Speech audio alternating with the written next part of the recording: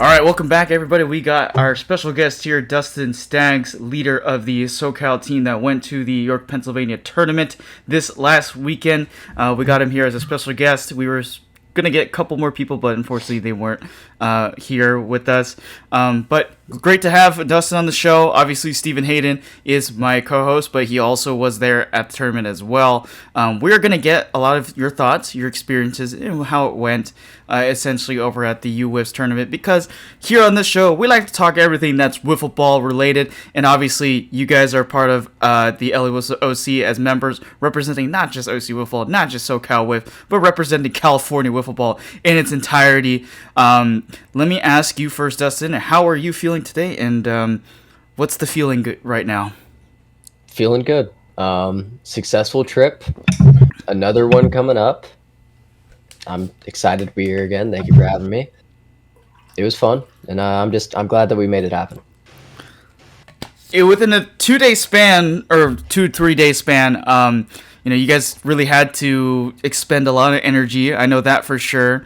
I know you wanted to keep some of the guys under wraps in terms of trying to pitch too much for the most part before you guys had to flight up there. And then obviously you guys had to adjust a little bit with the flight and everything like that. So I'm sure it was somewhat of a restless trip, even coming back as well. I know Steven last week on the pod was having some illness or whatnot. It didn't have a whole lot of energy or anything like that. But I guess overall, let's start from the beginning then. Like, how did the first day roll out? And we'll just kind of go through talking points from there. So, what did we go back to? I guess we go back to Wednesday night. That would be the 4th. So our flight wasn't actually on Wednesday. It was on Thursday, but it was at like 12:55 a.m. So it's pretty much a Wednesday night flight. Red eye from there, from LAX to Atlanta. We had my sister take us, which we were all going to try to squeeze into her Tacoma. That wasn't going to work. We got Steven, we got EJ. Some big boys, Yeah. That wasn't going to fit. So, hopped into Super Duty. Steven broke my sister's stethoscope, which we found this out later. But so, start to the trip was fantastic. Anyways, Jesus. We roll up to LAX at 11, probably. Late. Plenty of time. Yeah. We got time to spare, okay? Get through security, get all the bags checked, which was a mission. We don't have the brightest bunch of people going there. This guy's Sideshow was just behind me. He's not there anymore. Not the brightest guy in the room, okay? But either way, make it through security. And then we sit there for like an hour. We're just waiting, bored, hop on, fly to Atlanta. All of us slept except for one guy. That one guy was Ethan Johnson. Ethan Johnson got screwed, okay? He sat down next to this gentleman who fell asleep before we took off. He fell asleep with his mouth open, neck back, and snored for the entire about 4-hour flight. Oh, man. Which was supposed to be our nap flight. Mm-hmm. EJ did not nap. I napped. I think Steven napped. I know Sideshow napped. Anyways, get to Atlanta. Pretty much hop off the plane and hop on the next one from Atlanta to Harrisburg. All of a sudden, it's 11:30 and we're across the country, running off of 3 hours of sleep. It is what it is. And we go to the hotel. Get to the hotel around like noon. Oh, miracle that we actually got our bags, by the way. I'm surprised that we didn't have any issues the entire trip. We got all of our bags from the airport. Got all the camera equipment, which... Did I lie to him about the lithium batteries? Maybe. Did it work out? Yes. We got the footage? Yeah. Successful. Okay. Anyways, get to the hotel 3-4 hours before we're even supposed to be there. Yeah. They don't let us check in. They say, you got to wait. And I'm thinking, there's no way in hell this thing's booked up. There's just no shot. We'll find out why that was booked up the next morning, but at the time, I was a little confused. So... we sit there for an hour and a half. Finally, we get called over, get into our rooms, and I'm pretty sure everybody knocked out until about 9 p.m. So immediately sleep schedule is messed up. And yeah, so we stayed up from like 9 to like 1, maybe 2, and then we finally fell asleep again. Woke up the next day. Oh, very boring Thursday. Just flying. We didn't really do much. Friday morning, we wake up. We knew that we had the home run derby later in the day. We didn't really know what we were going to do, but we were told that breakfast ended at like 9 a.m. for some reason, or 10 a.m., which for us was like 7 o'clock in the morning. Yeah, it's not horrible, but it's not great. We get down there, and there's probably 100 people.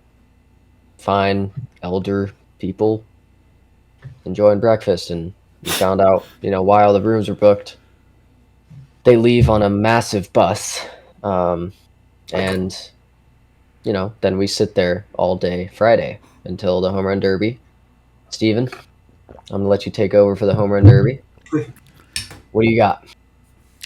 Yes. We got to the park. So the park we played in, it was called Wellspan Park in York, Pennsylvania, home of the York Revolution. So that's the park. They've had it in the past few years, and this is their 4th year having this tournament and having it there. We had the home run derby. We had a couple participants from our team, one being me, one being one of our other players that we picked up. It's in the Boston area. His name's Chris Prohl. We both did the home run derby. We got put in a pretty tough group, very similar to OC Wiffleball home run derbies, where a certain amount of people move on to the second round, and you have a final 3 and stuff like that. So you have a minute to hit as many home runs as you can. We were 2 of the later people to do it, and we found out in order to move on, you need to hit 25 home runs in a minute. Just to get to the mark to stay in the tournament. So none of us were able to do that. I was able to get 15, but I'll take that. It's better than I've done in OC Wiffleball home run derbies, which I'm notoriously bad at. But I just got to meet a bunch of people, and pretty much anyone you wanted to meet out there was out there. A lot of the MLW guys, a lot of the Mid-Atlantic guys, a lot of the fast pitch guys, a lot of the top players in the country and in the world were out there. Even had the team from Canada. The Canada was out there. There's no Wiffle Tigers who are from Japan, but pretty much anyone you wanted to meet out there on that Friday night was there. It was more like it was very, very much a hangout, kind of like a country club type night. You could say. Just people hanging out, being able to see each other again. A lot of times don't get to see a lot of these guys too often, so just kind of a meeting up time and getting ready for the Saturday games.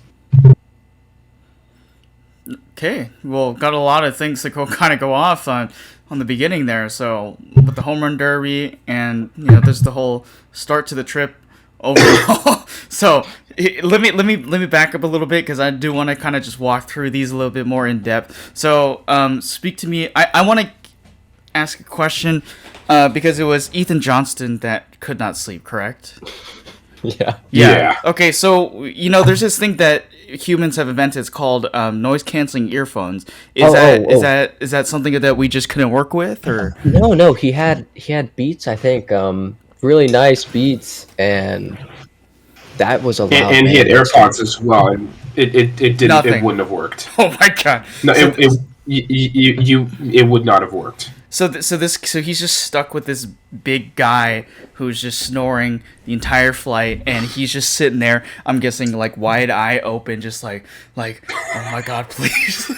Pretty much. So and the funny thing is we were sat right in front of him. Mm-hmm. Oh yeah. Sorry. No, so once we got like closer to landing, you know how they like make you put your seat up. Yes. So the flight attendant, nice lady, came over, asked him to kindly put a seat up. He woke up. This is the guy, right? This is a guy. Okay. He woke up, put his seat up, and went right back to sleep. Like within 10 seconds, woke up, went like this, and back to sleep. So he was sleeping. Attendant comes up to him and tells him put his seat up, and then he goes right back to it. Yep, and then proceeded to snore until pretty much we got off of the plane. My goodness, it's impressive. I'm not gonna lie, it's very impressive. Yeah, especially when you have the jet sound and everything like that, and people just scrambling around. Like I can't do that. Like I wake up to coyotes like screaming back here, like in the middle of the night. It is scary. But like for a guy like that, like, gotta appreciate a man that can sleep through hell and high water. Obviously, he's not gonna survive an apocalypse because I guess apparently the world ending ain't gonna wake this man up. So props to that guy, I guess. Sorry, Ethan Johnson, if you didn't get enough sleep. Unfortunately, I'm gonna need to pop a sleeping pill later for that, I guess. But so I guess maybe we could talk about the airport incident a little bit. Like, what are we talking about here? Is that something we can talk about on the podcast that Sideshow may have done? I'm guessing that's what happened. Yeah. Let's get to that later, because that is more on the way home. Okay. That is just... We can get to that later. That's a good kind of end to our trip. Okay, let's do that then. So let's move on then, and let's talk about the hotel situation then. About that. So you guys can't get into the hotel because they said you guys have to wait. There's no way in heck that it's booked out. So my question is, did you ever figure out what this big bus of like elderly people was there for? I have no clue. All I know is when we went there for breakfast, I mean, you couldn't sit down. There was a lot of people. There was a lot of people, and then all of a sudden they were all gone. Man. Like, they managed to get 80 people up and out of their seats into this bus within like 2 minutes. Mm-hmm. Like, which is a shorter amount of time than it took for those waffles, which were pretty much the only good thing there. But yeah, that's usually how it goes for the most part when you're at a hotel that has, complimentary breakfast type of thing. It's usually kind of like cheap stuff, I realize. Now, I know this is an extreme tangent that makes no sense whatsoever, but the breakfast ends at 9 a.m. in the morning? Yeah, I think they said it was from like 6 to 9 on the weekdays, and then like 7 to 10 on the weekends, something like that, which is completely the opposite of what we needed, because we had to be to the field at like 7. So that made Saturday morning a little more difficult than it should have been, but yeah, I think it's a human atrocity to make a breakfast time between 6 to 9, because that's not enough time for people to wake up late and get breakfast, and it's not early enough for people to who need to be at places to get a proper meal in. So I hope you guys left a bad review on that hotel, but I mean, who knows, right? But obviously that kind of plays into it. So let's talk about the home run derby a little bit more. Did you guys feel energized going into this home run derby, or was it just did you really think that the whole flight thing kind of, and not getting enough sleep, did that affect it in any way possible? Well, the truth is I sucked at throwing. That's kind of what happened. I did not help Steven or Chris out at all, which it happens, but that's our first one that we've ever done. I mean, I honestly wasn't that nervous. I think Steven was a little more, but that Arizona tournament last year, I think I was a lot more nervous just in general for that one, just because that was the first time, and I know Steven was nervous. That was his first time, and that's the biggest tournament of the year, Yeah. But it was fun, and honestly, I'm glad that we went, because if we didn't, we wouldn't have met some of the people that we did. I talked to a lot of people Friday night. I talked to a lot of people Saturday and Sunday. Like, just being out there, being able to talk to all those guys, it's a lot different than out here. The energy's a little bit calmer, even though they're a lot more intense. A lot of those guys are seemingly good people, which is, it's good. And I kind of wish that we had some more of that out here, because out here it seems like the competition's high and the flares shoot off pretty quickly. Yeah, I would say so.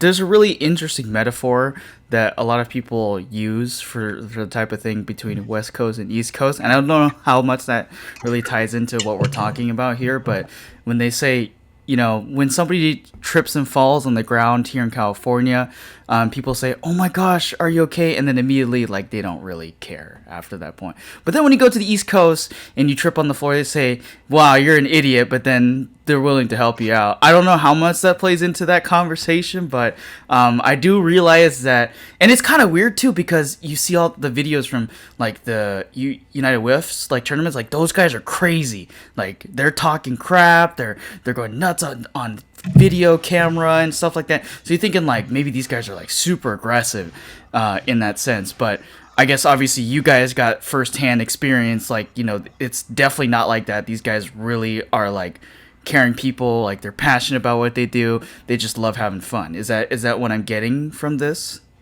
Yeah, I think it's a better type of energy out there. Not to say that I don't like the wiffle world out here, but it is a lot different of an energy, and I think it's a better energy.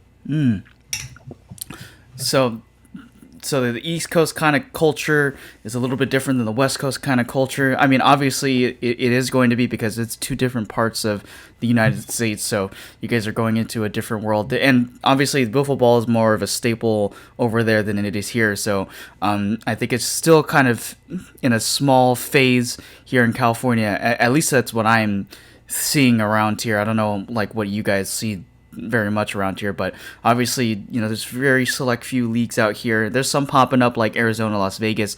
Those ones are more known for, you know, those fast pitch stuff. So, but they're kind of growing at the same sense too, which is pretty interesting enough. So I mean, that's another storyline that we can go into.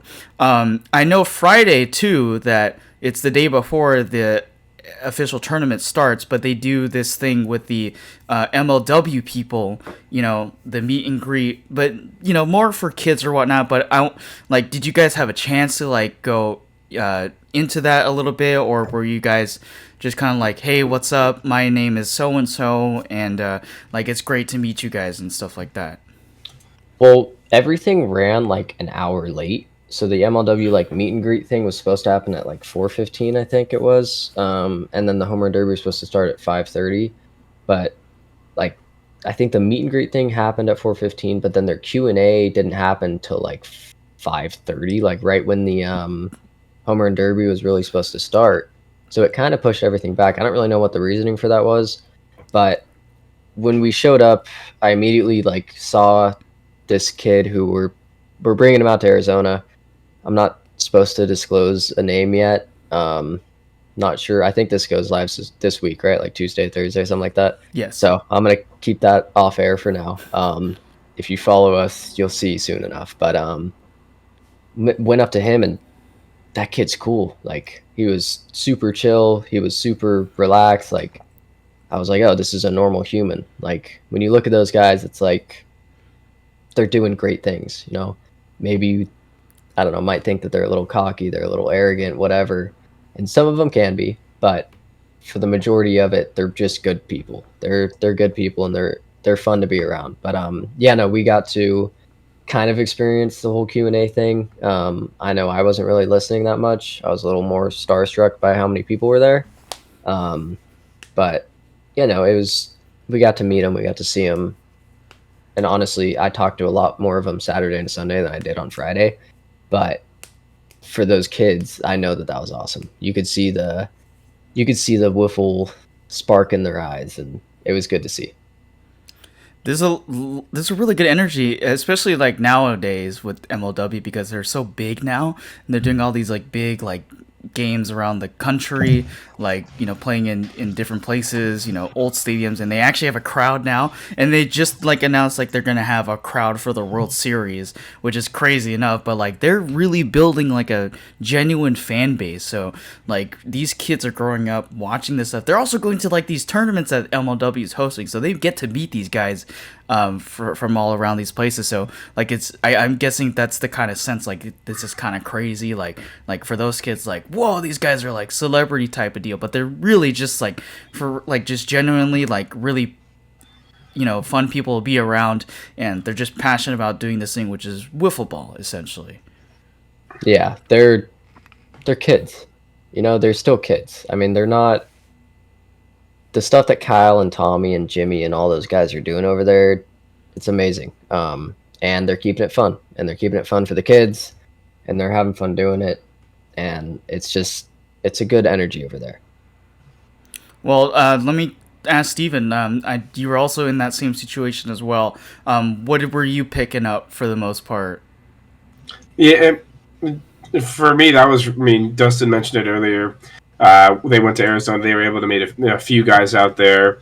Guys like the Jordan Robles'. They met Mike Toohey and Randy Dalby and stuff way before we met them here in Upland in some of these tournaments. So this was kind of my first time kind of being around, and pretty much everyone you wanted to meet was there. It was a lot. It was a lot to take in. I was a little nervous to talk to people, but pretty much in a few minutes right after we got there, Randy and his brother walked in with Mike Toohey and stuff. We got going right away. We had one of the kids at the meet and greet recognized our SoCal stuff and said what's up to us, and he said he recognized us and watched the videos and stuff like that. There's some other autograph stuff later on that we'll talk about a little later, but it was all very cool to see. Just be able to just seeing people in real life.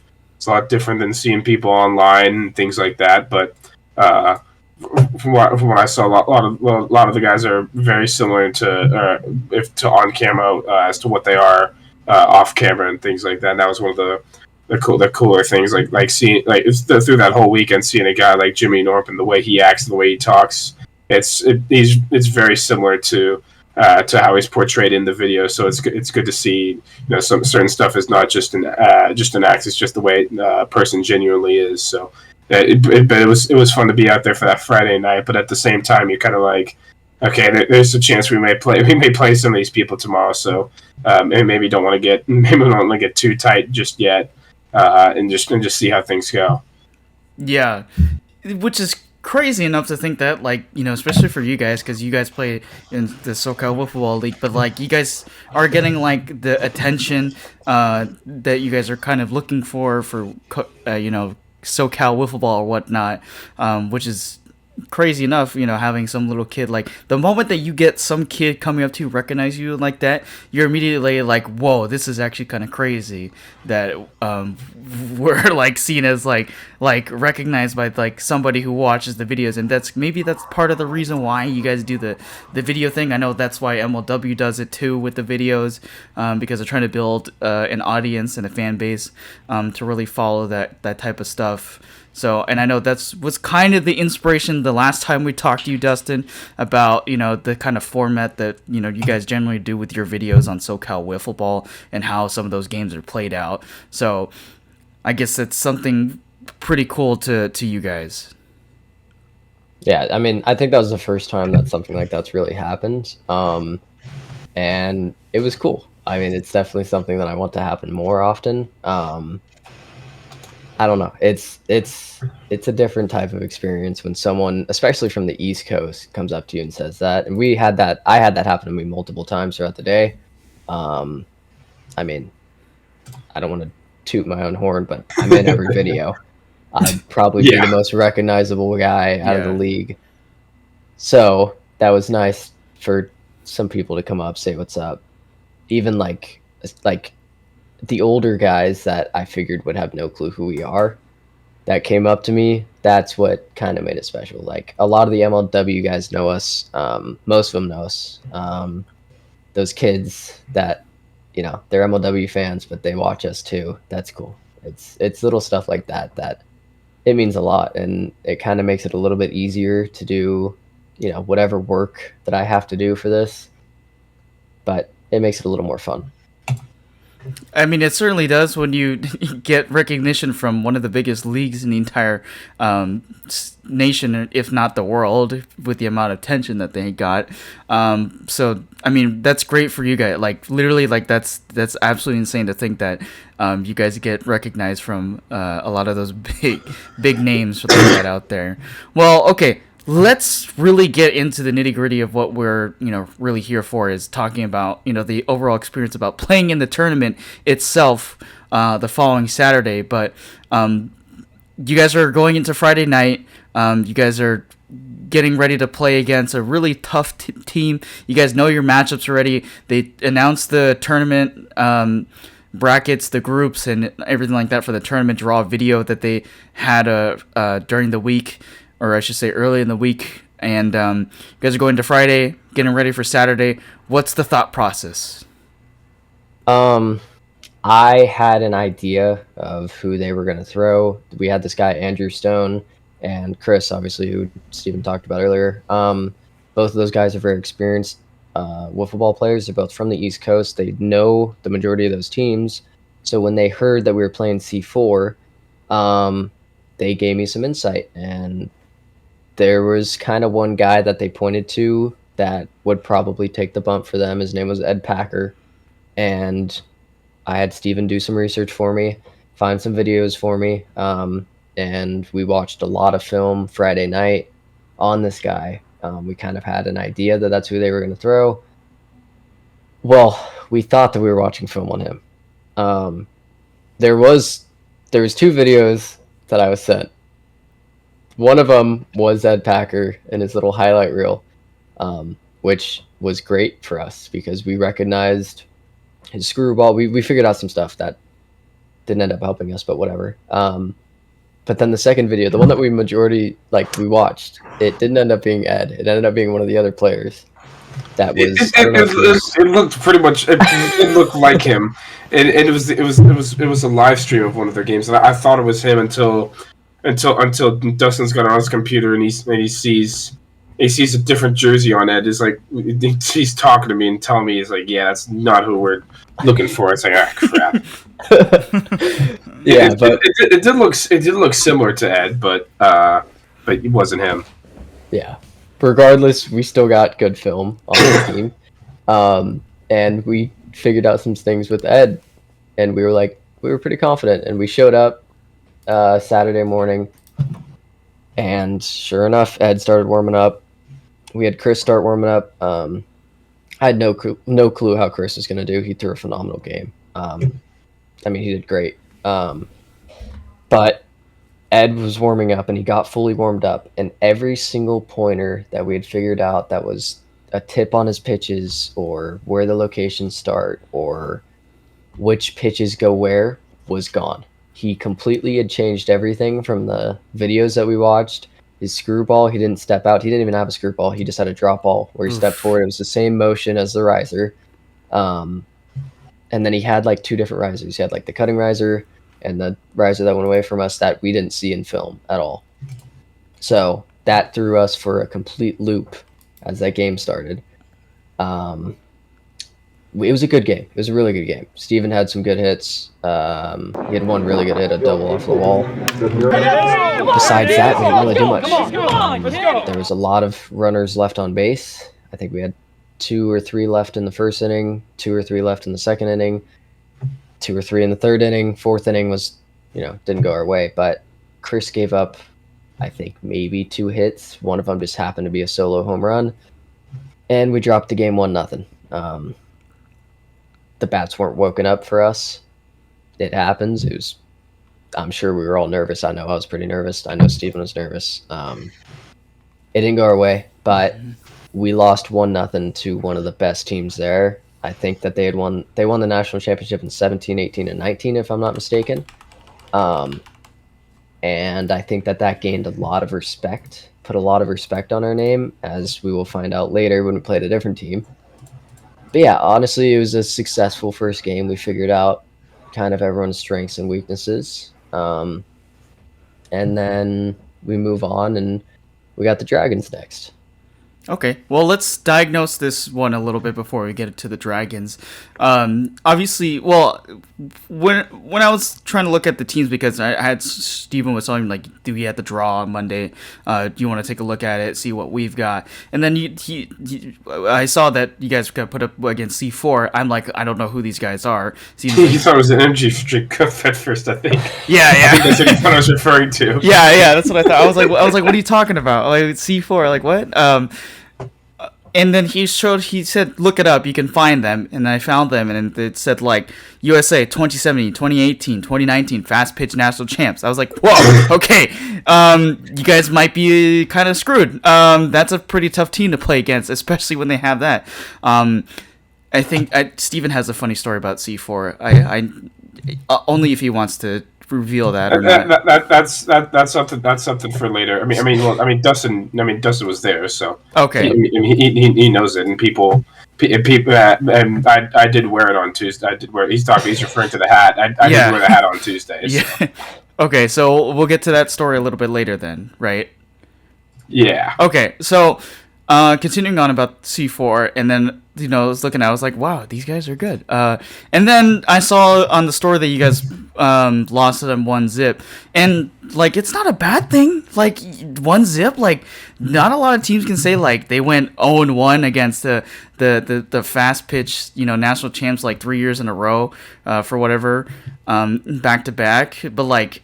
At the same, like, especially with a team that like has never been to the tournament, getting firsthand experience, and just trying to really win games. So I think there was some good positive from like this game in itself. Aside from like the negatives, like obviously you guys figured out your own weaknesses, and then you guys had film set up against Ed Packer, and then. It obviously didn't go the way you guys wanted it to, and I guess that's just kind of how the strategy goes, or I guess they're probably expecting like they're probably gonna read us or something like that, and that's like the same way like when you're coaching a football team, like you're watching film and then they decide not to do the same thing that they did the last few weeks or whatever, so I guess that just kind of ties into it, but there was definitely some positives for sure, I think.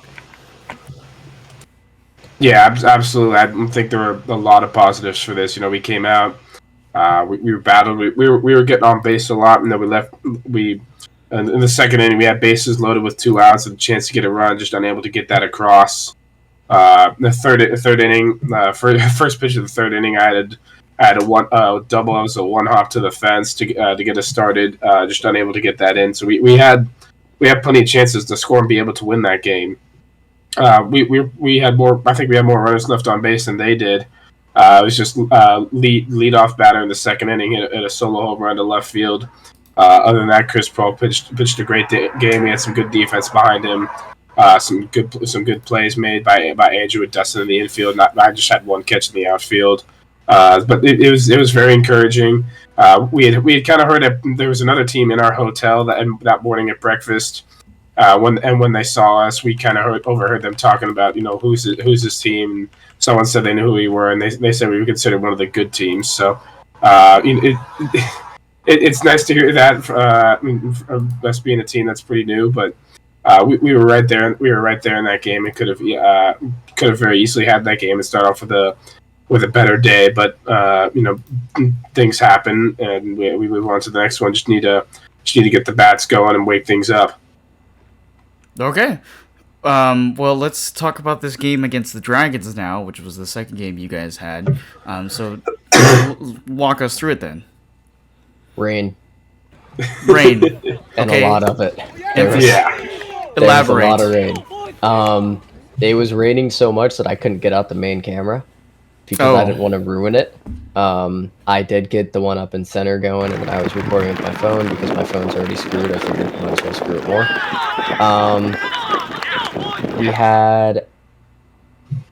I threw EJ, which honestly, I kind of figured that we needed a win. I know EJ's a good pitcher. Looking back at it, I probably shouldn't have thrown EJ, but it is what it is. And I talked to him and I told him if we had gone up early, I was going to yank him. And we went up. We went up early. We started the game off. I think we scored 2 in the first. I could be wrong.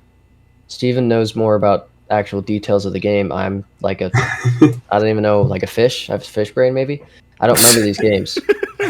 It's the truth. I know Chris had a home run. I don't know for how many runs it was. I know I had a 2 RBI single, I think. EJ threw good. Steven, I'm going to let you take this because I'm drawing a blank right now. Yeah. So obviously this is the game we won. We won this one 4-0. It could have been. We should have probably scored a lot more, but things happened right away. The first inning, Chris Prohl made his first at bat. He's hitting the 3 spot. Second pitch he sees, he hits a home run out to left field for a 2-run home run, getting things going. In the bottom of the first inning, Ethan's he's struggling to find a little bit on the mound. Walks the first 2 guys, I believe, and then starts to find it. Locks in. End up getting the bases loaded with 2 outs. Is able to get the strikeout to end the inning on the Dragons. Second inning, we're seeing the ball well. We're getting a few singles here and there, getting a couple runs across, and getting guys on base through walks or whatever is needed. And then after that first inning, EJ locked in, started pounding the zone more, started figuring out where the zone is, because that's another adjustment we kind of had to make was the height and the width of the zone. That's something we haven't really had those exact dimensions out here in California, so that it was a good chance for us to. It was that time period for EJ. That first inning was kind of needed to be able to figure out the size of the zone, how to get that accuracy, because he hasn't thrown cut balls a lot. So after that top of the second inning, it was kind of a back and forth, not a whole lot of home runs put on. Third inning, we did have bases loaded, I believe, but I struck out to end the inning, to hold us to no runs. And then fourth inning came around. Dragons did get 1 hit off of EJ in the lead off the 4th inning, and had a walk, but then there was a double play made to end the game, thrown from second base by Dustin Staggs, who had some struggles in warm-ups with throwing from second base, but when he needed it most, he got it in the moments. So we ended up winning that one 4-0, moving on to 1-1 in the tournament at that point. Okay, hold on. Let's go back. Okay. This whole game, right? So in UWiffs, you field the ball, you make the play at home, right? You make the play, you have to hit the backstop or the strike zone, whatever. Right. I throw a riser. That's what I do. That's what I've been comfortable with. That's what I do in Upland. That's what I do when we practice. I could not throw whatever ball EJ was throwing for a riser at all. I would throw it with the perfect grip. It would go about 2 feet and then drop. And it wouldn't make sense to me at all. I could not get it a single time in warm-ups. There was a ball that came from the other field. I grabbed it with full confidence, went to throw it, and it went about 2.5 feet in front of me. It was the single most embarrassing thing I think I've ever done. It was like, I just stared at it. I was like, what did I just do? And I couldn't get it during warm-ups. And then I was like, dude, just give me the ball again, Steven. I'm like, give me it. Let me try it again. I tried it again. It didn't work. He gave it to me again. And I was like, I did it overhand. And I just sailed it 10 feet over the backside. I'm like, dude, what is going on right now? And I was like, whatever. And then the double play comes and I do it perfectly. I don't even know if I threw a riser or not. I'm sure Steven could tell you, but I have no clue. But made it work.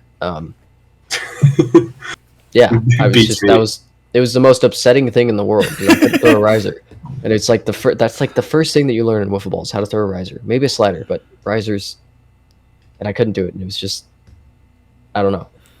Yeah, the conditions out there they weren't great. The first game it was kind of a light rain. You could feel it. We had to wipe the ball off for Chris to be able to throw out probably every other pitch, if not sometimes every pitch. But the second game it started to pick up a little bit. We were wiping the ball down for EJ every time, but when it mattered most, Dustin was able to get the job done. Which it was one thing to kind of figure out that ball. I don't think EJ really knew what he was doing that with that. I think he found that one during the home run derby. We had Dustin and EJ in the outfield with with actually the McElrath brothers.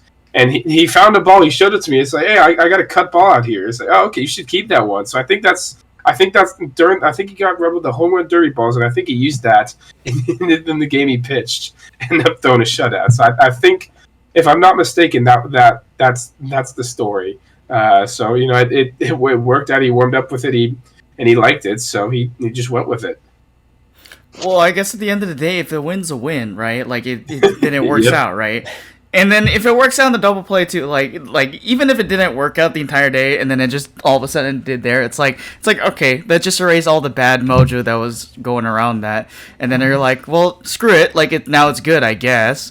I don't know how that goes for the rest of the day, but obviously, I didn't know rain was a part of this story because obviously it's kind of hard to follow what's going on. Well, the day I was watching some of these games, I had like a broadcasting, so it was hard for me to like tune in at the same time, and then I had to focus on whatever I was doing at work wise. So it was like I was like trying to watch back and forth. I just saw like on the story like hey, we won this game, hey, we lost this game, hey, we lost this game, this is what it looks like out here. So it's like trying to follow what's going on. So it's a good, like, this is he listening to all this stuff and just trying to like paint a picture in my head basically of what's going on out there. But I mean, that's still pretty good. I mean, like, a win's a win. You guys get your first win in the UWiffs tournament. You guys can say you guys got a win in UWiffs tournament, world championship. So that, I think that's a good note as well. So nothing wrong with what the result was there. Yeah, and then we can just we can skip the next game. And no, we can't. Sorry, we have to. We're going story by story, so you have to. I will say that the Dragons, the team we beat, they're one of the teams that competes regularly in the Mid Atlantic Wiffle League out there. They finished with 6th or 7th in the points standings this year. Out of something like 20, 25-ish teams. So they were a consistent team at a lot of the tournaments, and they didn't win any, but they were able to get some success in there. So it was I don't think it was quite that same group, but we had some good success against them. So go back ahead. Next game we had which was a little interesting, kind of figuring out who we're going to play and how we got started. Okay. Well, I'm guessing something bad happened in Dustin's eyes, I guess, because he's trying to avoid telling the story, but I'm forcing him to tell it right now because we have to go over it. So, Dustin, you want to go ahead? Okay, so we were under the impression that we were going to be playing this team called the Punishment. So when we had looked at the bracket, we looked at everything before we played the Dragons. This is kind of how we decided to pitch EJ, because if we won the game, we played reasonably the Punishment, who I don't think we're going to beat. I don't remember who it was. I think it was C4. They realistically weren't going to beat that team. So we were like, oh, this is going to work out perfectly. EJ can throw against the Dragons. I can throw against Punishment. All will be happy. Mm-hmm. That didn't happen. The way that it works in UWiffs is you have all these teams, all 8 teams here, right? Every team that wins, that's 1-0, goes over here. Every team that loses goes over here, okay? The teams that lose all play each other. The teams that won all play each other. Then the teams that won from up here, or the team that won up here will play the team that won down here, right? But the team that loses up here will play the team that wins down here. So instead of us, what I thought was happening was we were going to play this team, the loser of this game, which would have been the Punishment.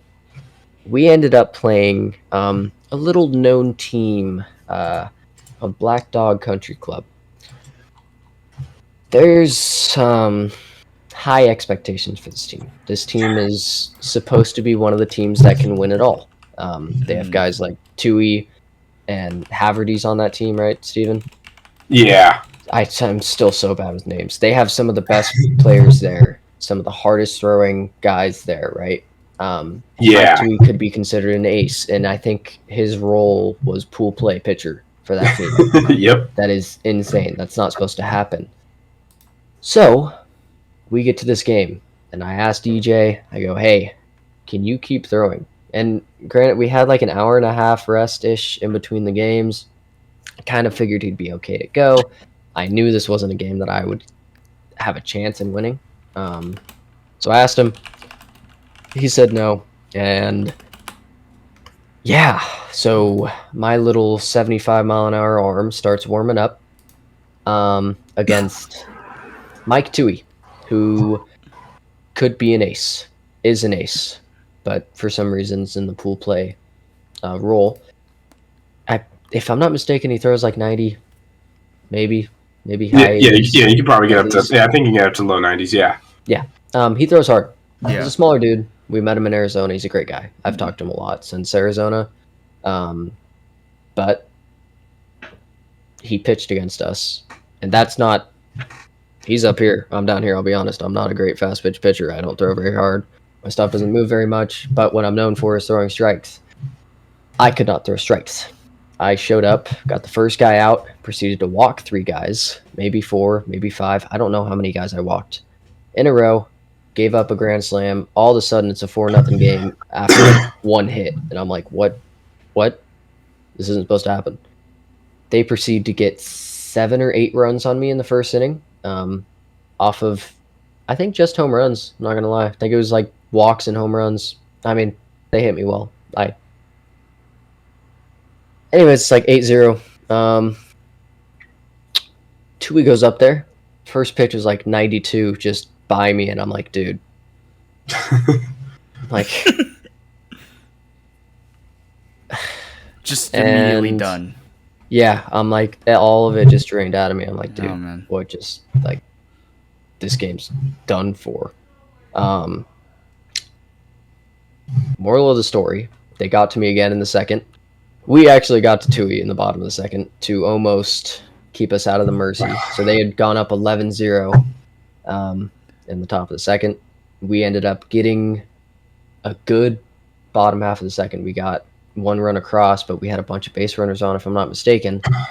Steven probably knows more about this because he's sighing. So, Steven, go for it. I'll get to why I'm sighing in a minute, but I like this build-up. Yeah. I mean, we couldn't touch Chewy the first inning. We went down 1-2-3. Second inning, Dustin gives up 3 runs. Not all his fault. We had some mistakes in the field. Mm-hmm. I think there was an error or 2. There was also a time you get one of those. You start in the right position and then you move a couple steps to your right, and then if the ball goes right to where you were just at a couple seconds ago, and it goes for a double, stuff like that. We get to the bottom of the second inning, 11-0 as Dustin mentioned. Ethan Johnson starts off with a walk. I believe Dustin then strikes out. Then I get up to the plate, and the second pitch I see, I get a ball hit a pretty hard line drive. It's going over the fence, except for I hit it directly right to their outfielder, and he just catches it nice and easily. Which if he wasn't there, was probably a home run. We're still in the game, so that was pretty frustrating for me because I hit the ball pretty well, just didn't get under it quite enough to get any air on it. But then Chris Prohl steps up to the plate, hits a triple off the fence, makes it an 11-1 game, and then I believe the next two it was just EJ. He went down in that game to end the game 11-1 in 2 innings. Some stuff to learn there. Maybe it was a game I should have pitched because it was Mike Tui actually he was warming up and we were talking a little bit. He was actually asking if I was going to pitch that game, and I said no. Looking back at it, maybe it should have been a game that I pitched. I know Dustin wasn't the most confident going into this one. It's nothing against him. It's nothing against him. I actually thought it was a good move to start Dustin in this game. 1, to get him experience out there, and 2 to also just see maybe they're not ready for the slower stuff that's a little bit slower. They just came off playing C4, and maybe that's stuff they're not going to be ready for, or they're not going to be on time for. But as it turns out, they were, and they were putting the ball in play. So maybe some different stuff could have happened, but at the end of the day, 1 and 2 in the group that we were in, I'm not upset about that at all, especially with the teams that we lost to. I mean, I thought Black Dog Country Club was going to go 3-0 in the group. They've gone 3-0 in every single groups every year except for this year, losing to 603 Wiffleball Club. But I mean. 603 had a team that was kind of expected to make it to the final 8 or even the final 4, depending on their run. Had guys like Mike Tui throwing 90 plus. Brian DiNapoli, who plays in leagues like East Coast Wiffle. He plays for the Juggernauts in the Mid Atlantic Wiffle League. But it's kind of that guy that counterbalances between these two. You had Matty Griffin, is a great hitter on their team, and then you had Danny Haverty who can get up to 100 miles an hour while pitching. So that's a tough team. 1 and 2. I wish we were playing punishment because I think we would have had a better chance. But 1 and 2, I'm not mad at that for our first time and with the group that we got put in. Well, I mean, you guys also had limited time to really train for this, for the most part. But I know you guys have been preparing for this type of thing for a while. But it's you don't really get that experience unless you actually show up to this thing, which is literally this is your first taste of what this whole thing is going to be like, especially against these guys. And I know Steven especially has experience against my Tui. I know I have experience against Tui. I don't get hits off that guy because that guy is way too effing good. It's about my height, probably taller by about an inch, but dude has an arm, which is ridiculous. Steven, I know, has hit a bomb off this guy in the Upland tournaments because we've mentioned it before in this podcast show. But overall, when you look at everything, the bigger picture is just if you guys return, you guys have more experience to come around than, you guys did last time. You guys see, what the real, super talented guys have got out there. And then, at the same time, you're talking about, maybe Steven should have gone out there to pitch, after Dustin or started the game in essence at the very start. But then it's it's also yes, there are nerves, but it's you guys, it's a first time too. So it's I don't think you guys should discount yourselves too much because I don't think the expectation was oh my god, we're gonna go all the way through this thing and make it to the championship. No, definitely, I'm sure it wasn't like that. But it's good to have firsthand experience if you guys decide to return to another United Wiffleball World Championship tournament. Yeah, and I would rather have them hitting the ball than Dustin just walking everybody. I'd rather at least them making competitives. Just have them put the ball in play. If they keep putting the ball in play as much as they did, that's fair play to them. So I don't think Dustin did a bad job, or is as bad job as he's making it out to be. We had some mistakes behind him that could have limited the runs a lot, but things happen, and we gotta sit around and wait to see who our next matchup is, because now we're putting in the survivor round, which is all the 1 and 2 teams have to play each other to see who moves out of who the 4 teams are that moves out of the survivor round. So there's 4 spots, if I'm getting this right. It's 4 spots available to get into the top 24. It's called the Survivor Bracket, and it's all the 1 and 2 teams that have that one win on their thing, but they want at least to get another second chance to really make it to the top 24 if that's what they're trying to fight for. So yeah, do you guys want to go into that then? Yes. Something else that I still don't really understand, which isn't a bash towards UWiffs or the way that tournament's run, but it's just something that I don't understand. And if someone could explain it to me, that'd be amazing.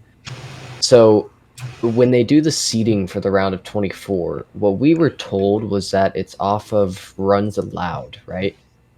We had given up 12 runs at that point, my 11 and Chris's 1, which was, it's not great, but it would have sat us in the 5 or 6 seed out of the 24, however many teams there were that were fighting for those 4 spots.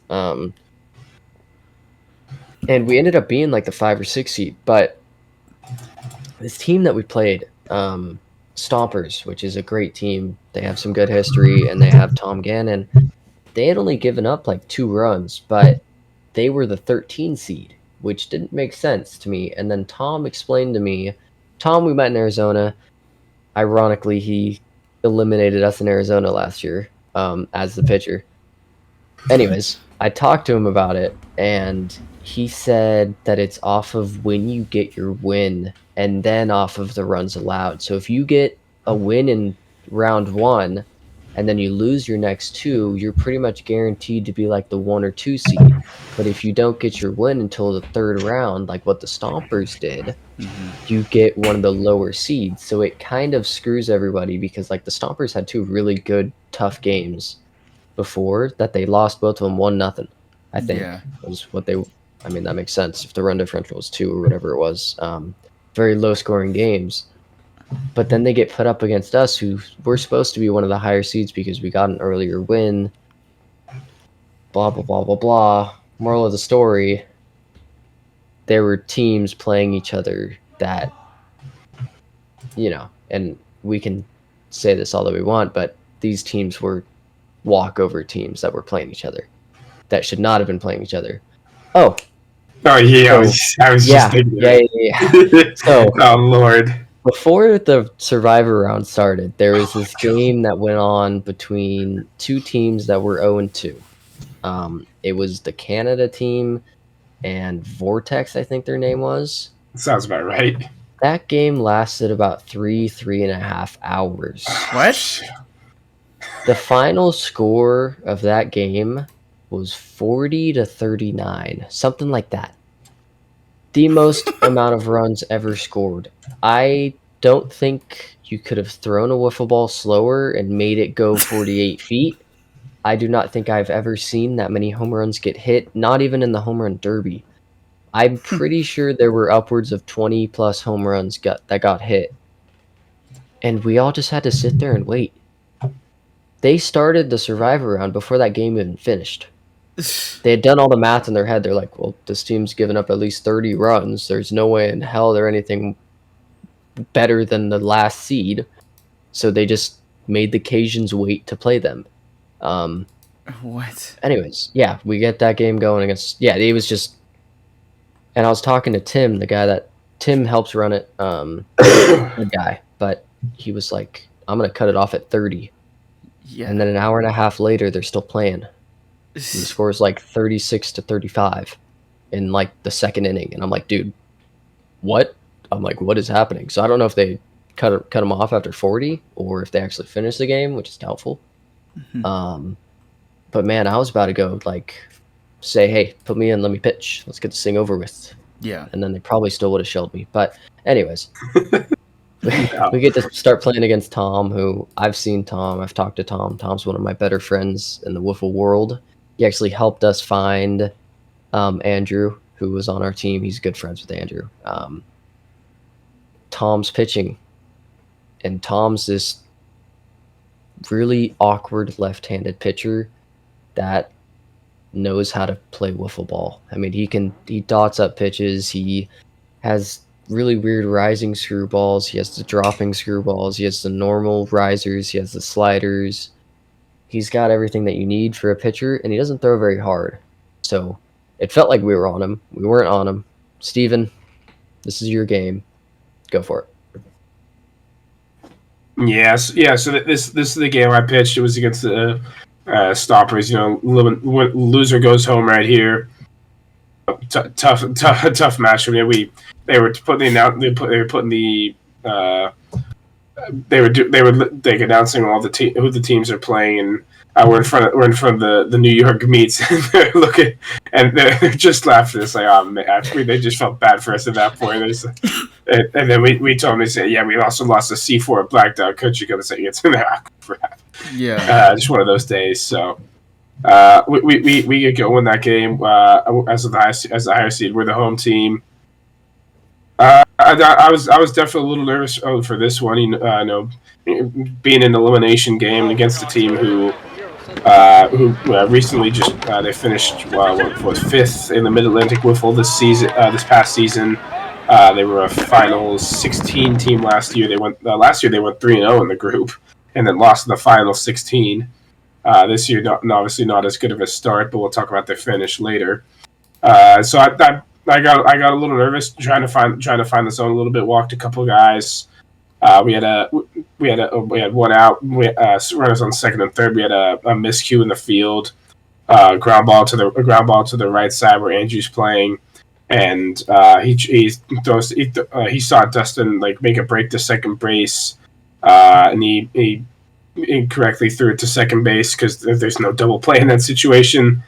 So runners get to move up, so they score the first run off of that way. Hitting wise, Tom's doing very well against us.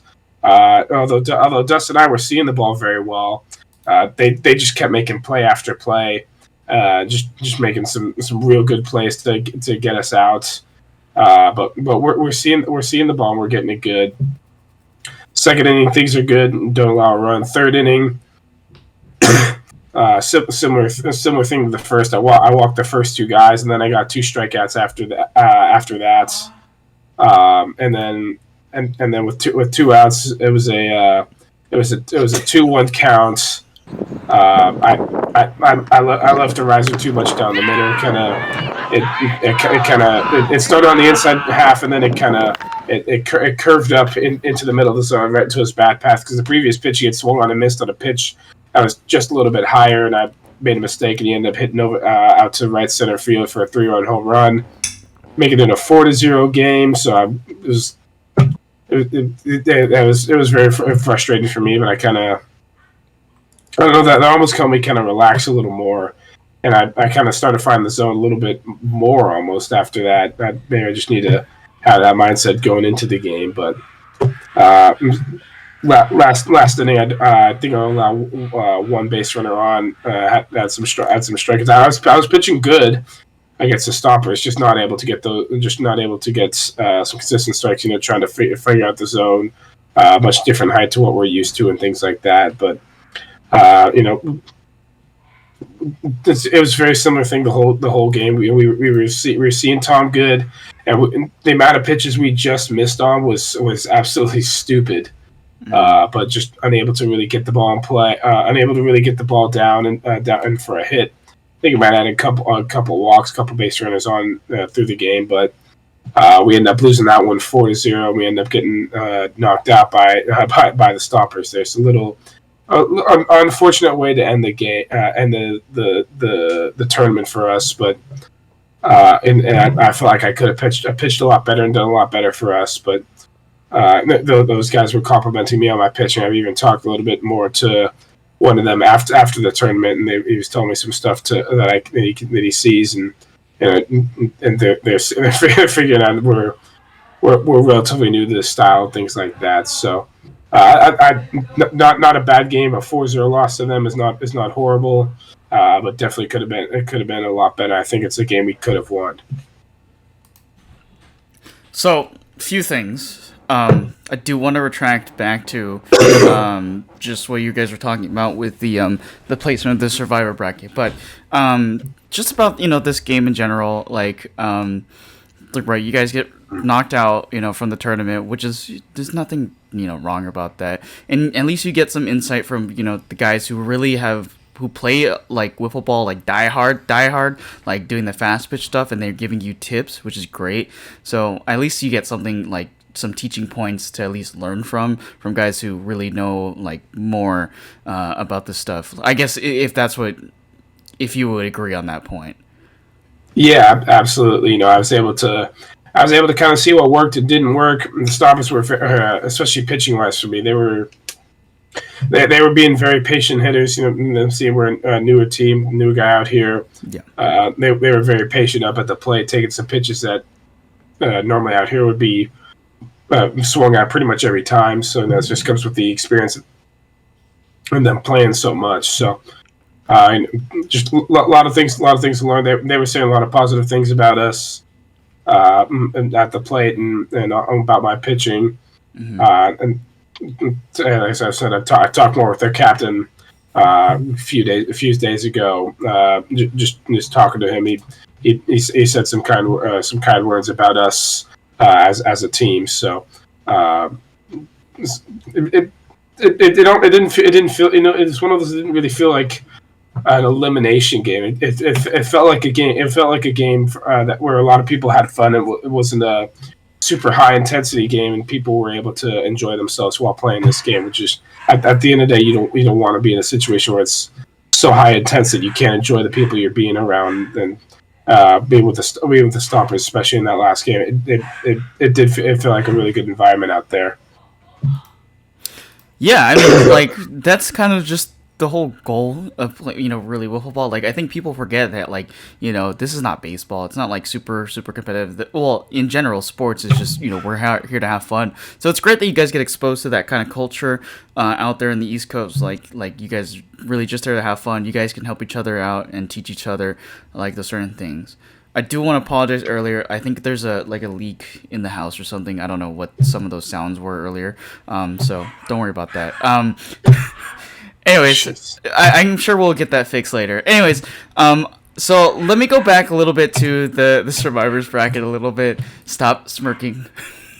Okay, so what I wanted to talk about. So let me get your guys' opinion about this in particular, because what it sounds like is that when they set up the survivors bracket, if I'm right, it's accounts, you said wins and then how many runs you allow, right? See, I don't know. Oh, okay. I was told that it was runs allowed. Yeah. But then I was also told that it's off of when you get your win and then runs allowed. So I don't really know. And I guess there's not really a clear way. And what these guys say is that it kind of changes every year. A lot of them say that you don't know who you're playing. There's no way to figure out who you're playing based off of anything until they tell you who you're playing. They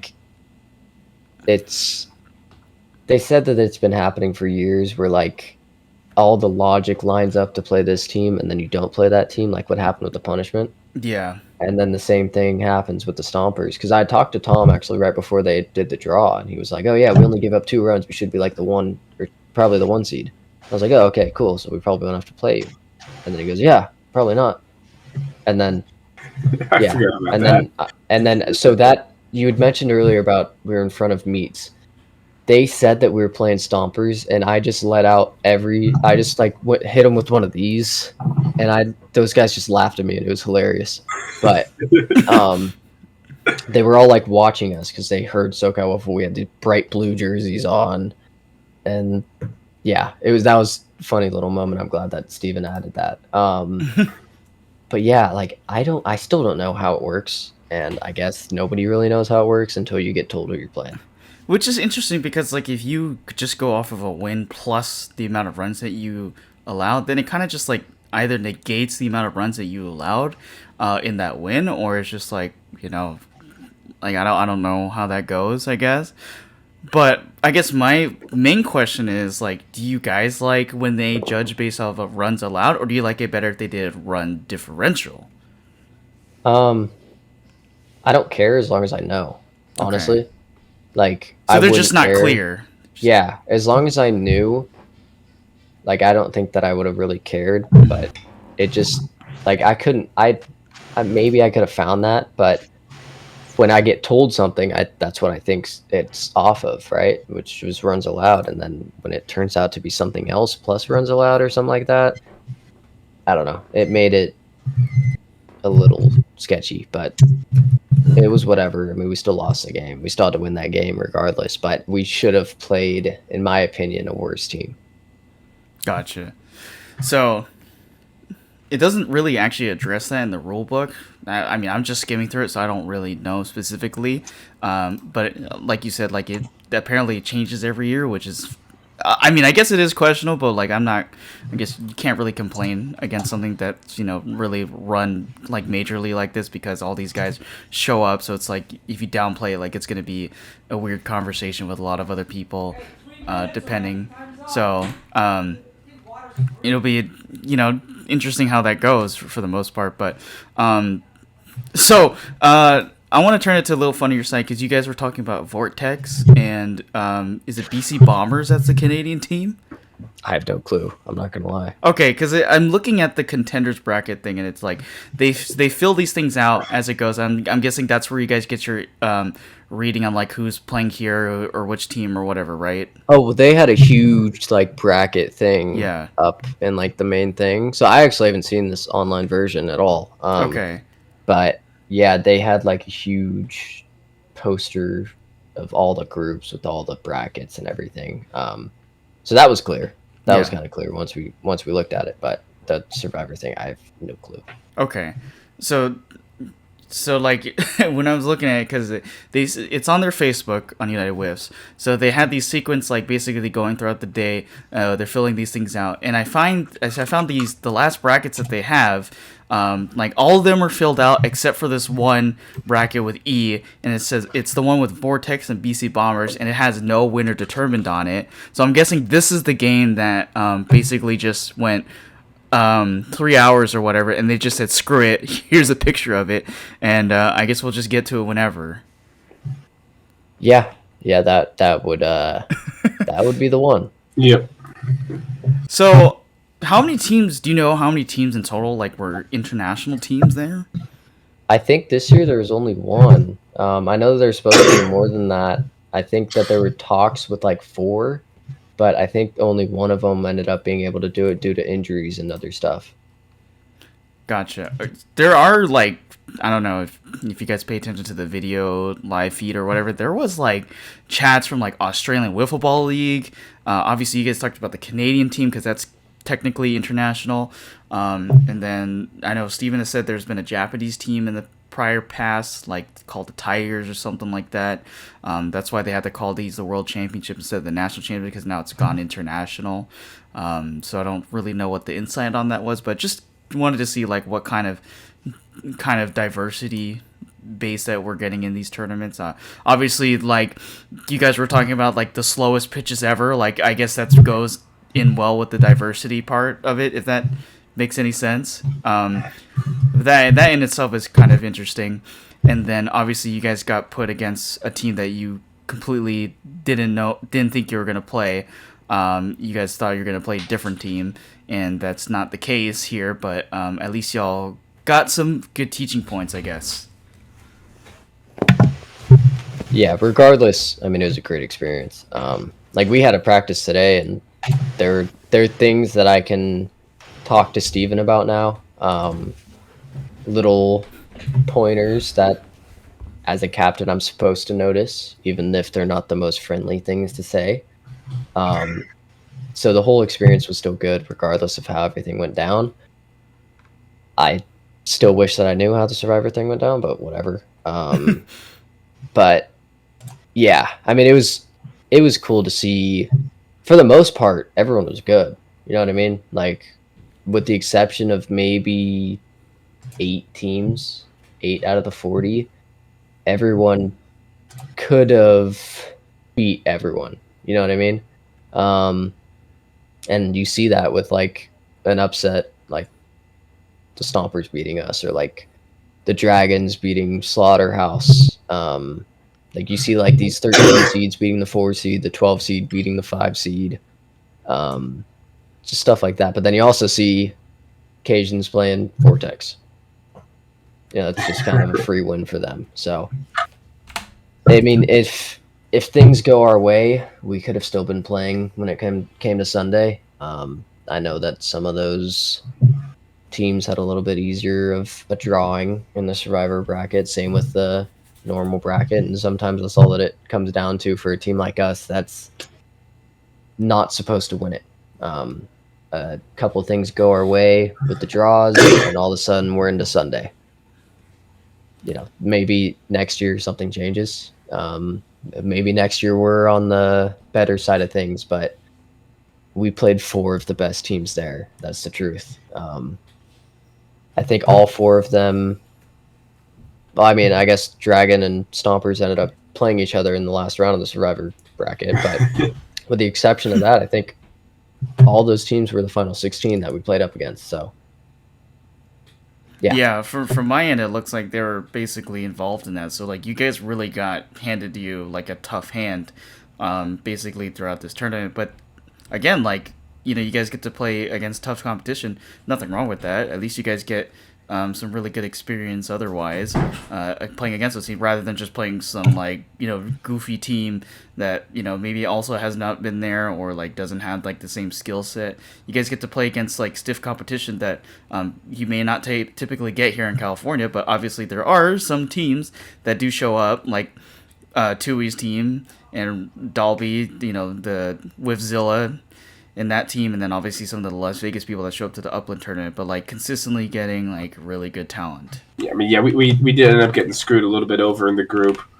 We were in probably the second hardest group, and the distance between second and third was pretty big. And the first was, we weren't that far from being the hardest group overall, and stuff like that. But you get games like the Vortex and the Canadian team end up happening because of a little bit of a weaker group. But I mean, yeah, we played a lot of tough teams there. The Stompers the Stompers had to win 5 straight games on Saturday to make it to Sunday, and that's what they did. And they nearly beat the number 1 overall seed on Sunday. They took Wiff Inc. to 6 innings before they got eliminated in a 2-1 game. C4 they ended up winning the group, going 3-0. They actually got knocked out by the Canes, which is the team that Randy Dalby played for this year. But I mean, they went 3-0 right away. And then Black Dog Country Club, they also got knocked out by the Canes in the round of 24. So it's just one of those things. It happens. You just get put in a bad group sometimes, and hopefully for next year we get a little bit better situation. Because I still think we could have a good chance to go in 2-1 if we play the punishment, and then we're put right away into the round of 24. We get a little break, less games we have to play, less games we have to pitch, and things like that. Would have ended up if we were to switch, it probably would have been up being against the New School Risers, a team that I think we could have beaten. But it's one of those. We were Dustin and I were both watching the draw at the same time and texting each other a lot about it. And we saw our team coming to play against C4. And I was like, oh, crap, not this, not this kind of start, especially because we were like a name or two away from playing a much weaker team in a much easier division, or a much easier group, I should say. So. It's just one of those you take it, you move on. It was a great experience to be out there, to be able to talk to a lot of guys, and it was kind of fun just having some stuff. You just have some casual small talk between some guys. Like Dustin's just casually asking a Jimmy Norp in the outfield. It's like, hey, how's your game going? How are things going with you, and things like that. And I had the same thing a couple times. I did that with even with like a guy like Tommy Coughlin and things like that. But overall, that Saturday was a great experience, and I think we'll be a lot better for next year. But I think we're also well prepared for this upcoming BLW tournament in Arizona. Well, at least you guys get more chances to play with some different talent for sure. Well, you guys get knocked out. You guys get chances to kind of like watch all these games go on, because obviously you can watch it on video, but in person is actually even better too, for that. And I know you guys watch Sunday, correct? Yeah. Those games. Okay. Did you guys find yourselves talking more with other teams like during your guys' games, or like while you guys were watching these other games going on?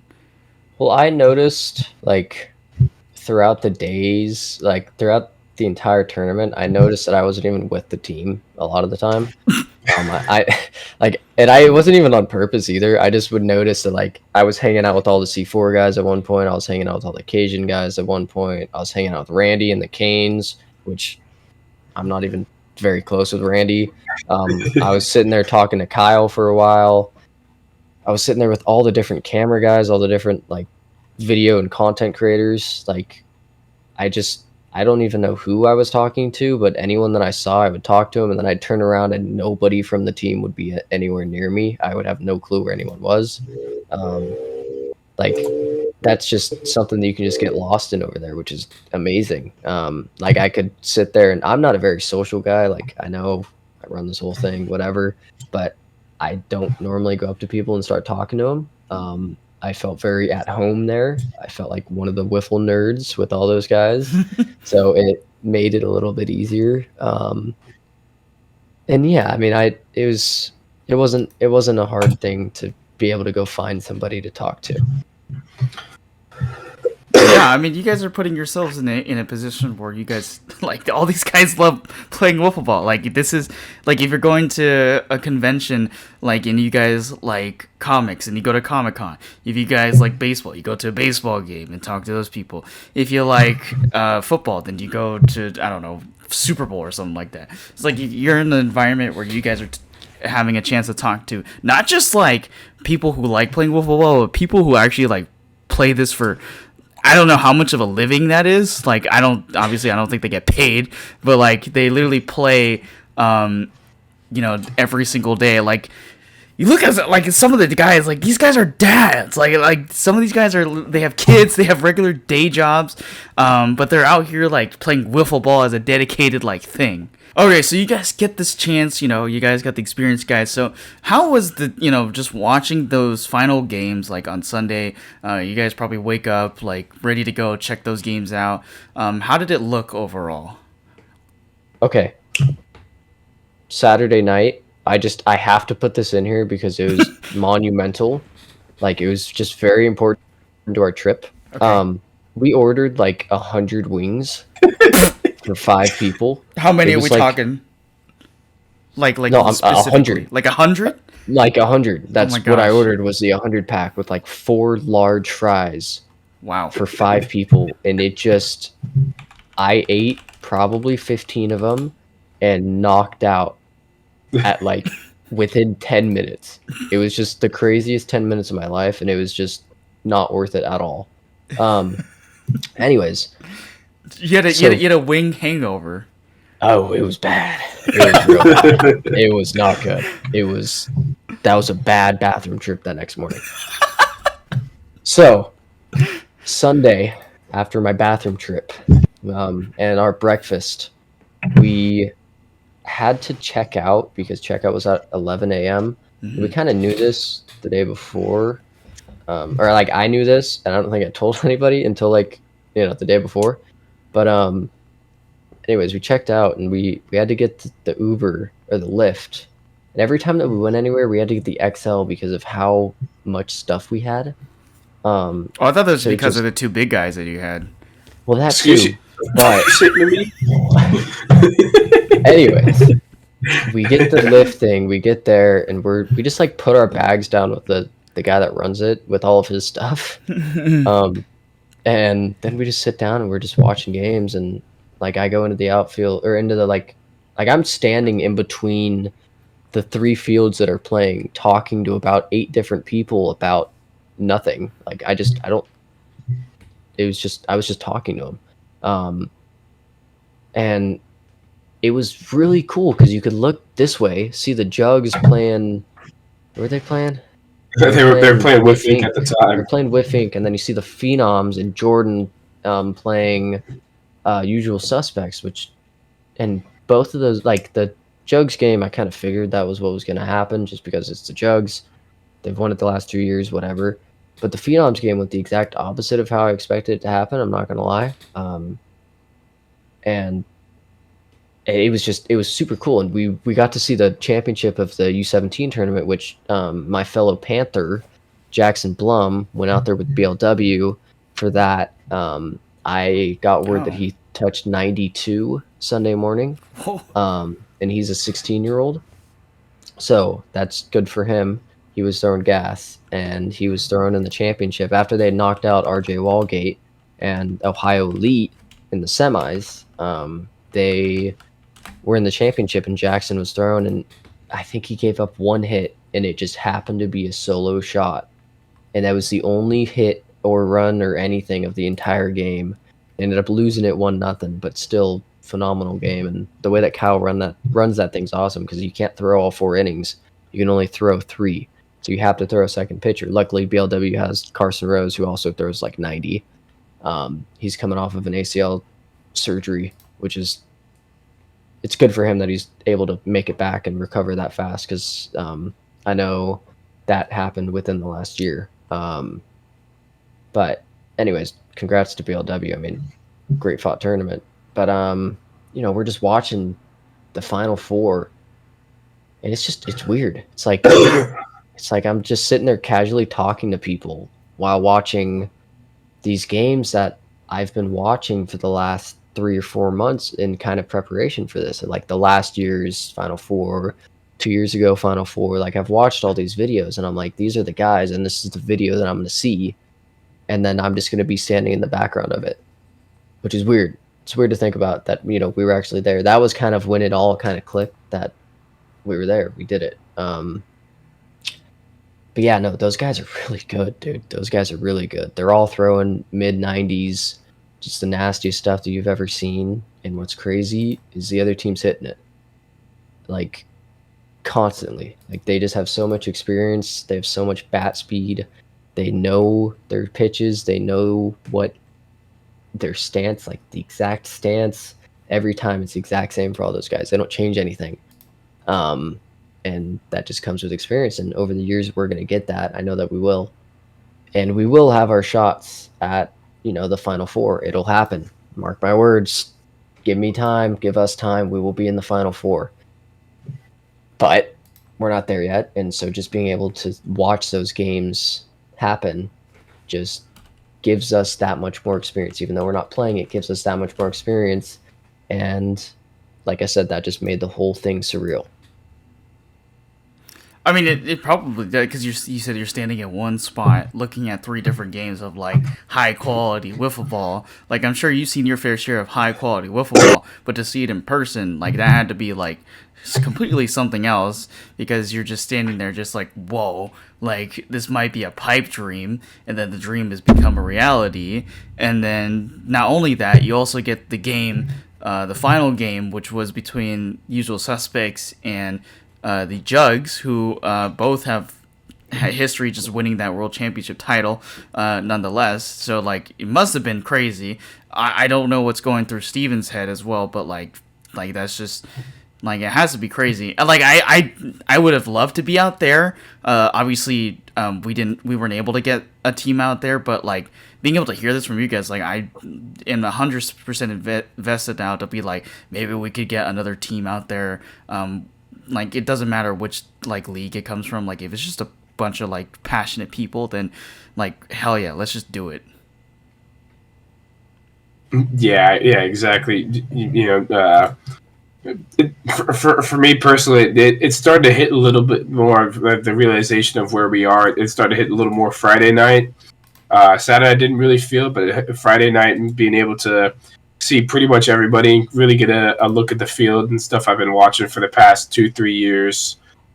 Just kind of be able to see it in person was a completely different thing. Just looking at all the stuff behind the scenes that you don't get to see was very cool as well. But that Sunday was kind of surreal. I'm sure if you look at it was like a full, like, over 6 hour live stream.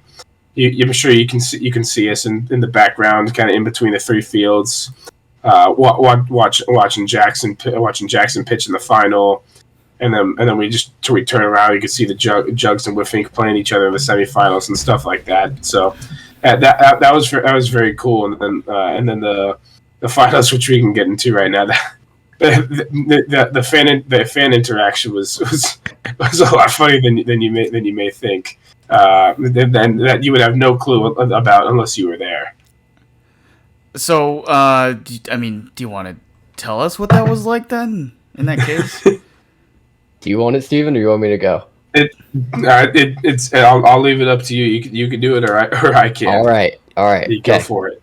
So this championship thing, it's like this whole kind of production, right? They announce the teams, they take all the photos that they need to do. Yeah. The pitchers take their hour and a half to warm up. Hour and a half. Tim leaves 5 minutes before the start of the game to go take a dump. He comes back all excited. It's Tim. It's the McElrath brothers. I mean, they're those guys. Anyways, Ryan's on the mound against Joe Evanish, I believe his name was. Yep. Evanish was also the pitcher for them in 2020 when they won it. Obviously, Ryan was the pitcher last year when they won it. I think Red was the pitcher in 2021 when they won it. Steven, yeah. Do you know? Yeah. So they went with Ryan again. He, I know, had thrown a lot of innings already. I think Joe had as well. Joe Evanish is this big lefty, gnarly screwball, gnarly rising slider. Ryan is just Ryan. He just pounds the zone. He throws a riser that doesn't move much, but it's so fast you still can't hit it, and he dots it up. And then on top of that, he throws like a normal baseball curveball. He'll throw that, which is about 30 miles an hour slower than the riser, so it just confuses you. And Ryan's brother, Tim. Okay. Before the game, I hear these guys from C4 and a couple of the other teams talking, and they're talking about claps. And I'm like, what are they doing? They're over there making bets. They have the line set at about 600 for the game. And I'm like, what are you talking about? I'm like, what? And then they go, does anyone want to take the under? They said no. So then they bumped up the line to about 715, I think is what the final line ended up being. What the hell? And one guy took the under. And I was still confused. I was like, what is going on? And they actually were making bets. And I was like, what is going on? And then as the game starts, Tim comes out and just doesn't stop clapping. He just constantly, he's talking to his brother. He's like, come on, Rye, come on, 3-5. Every time. I don't know how loud that was. Hopefully that wasn't horrible. No, you're good. So, anyways, he just keeps redoing this chant, right? He's like, come on, Rye, come on, 3-5. Okay? And then soon enough, I start hearing people connecting with him, right? Like, they hear him say it, and then they all go, and all of a sudden there's like 10 people in the crowd that are clapping with him at the same time, right? And I'm like, what is going on? I'm like, is this what they're talking about, the claps? And then I look over. Every time that he would clap, right, he'd go, oh, come on, he'd get like 6 in a row. Someone would hold up like 6, or they'd say 6, right? And someone would go into their calculator on their phone and add 6, and it clicks.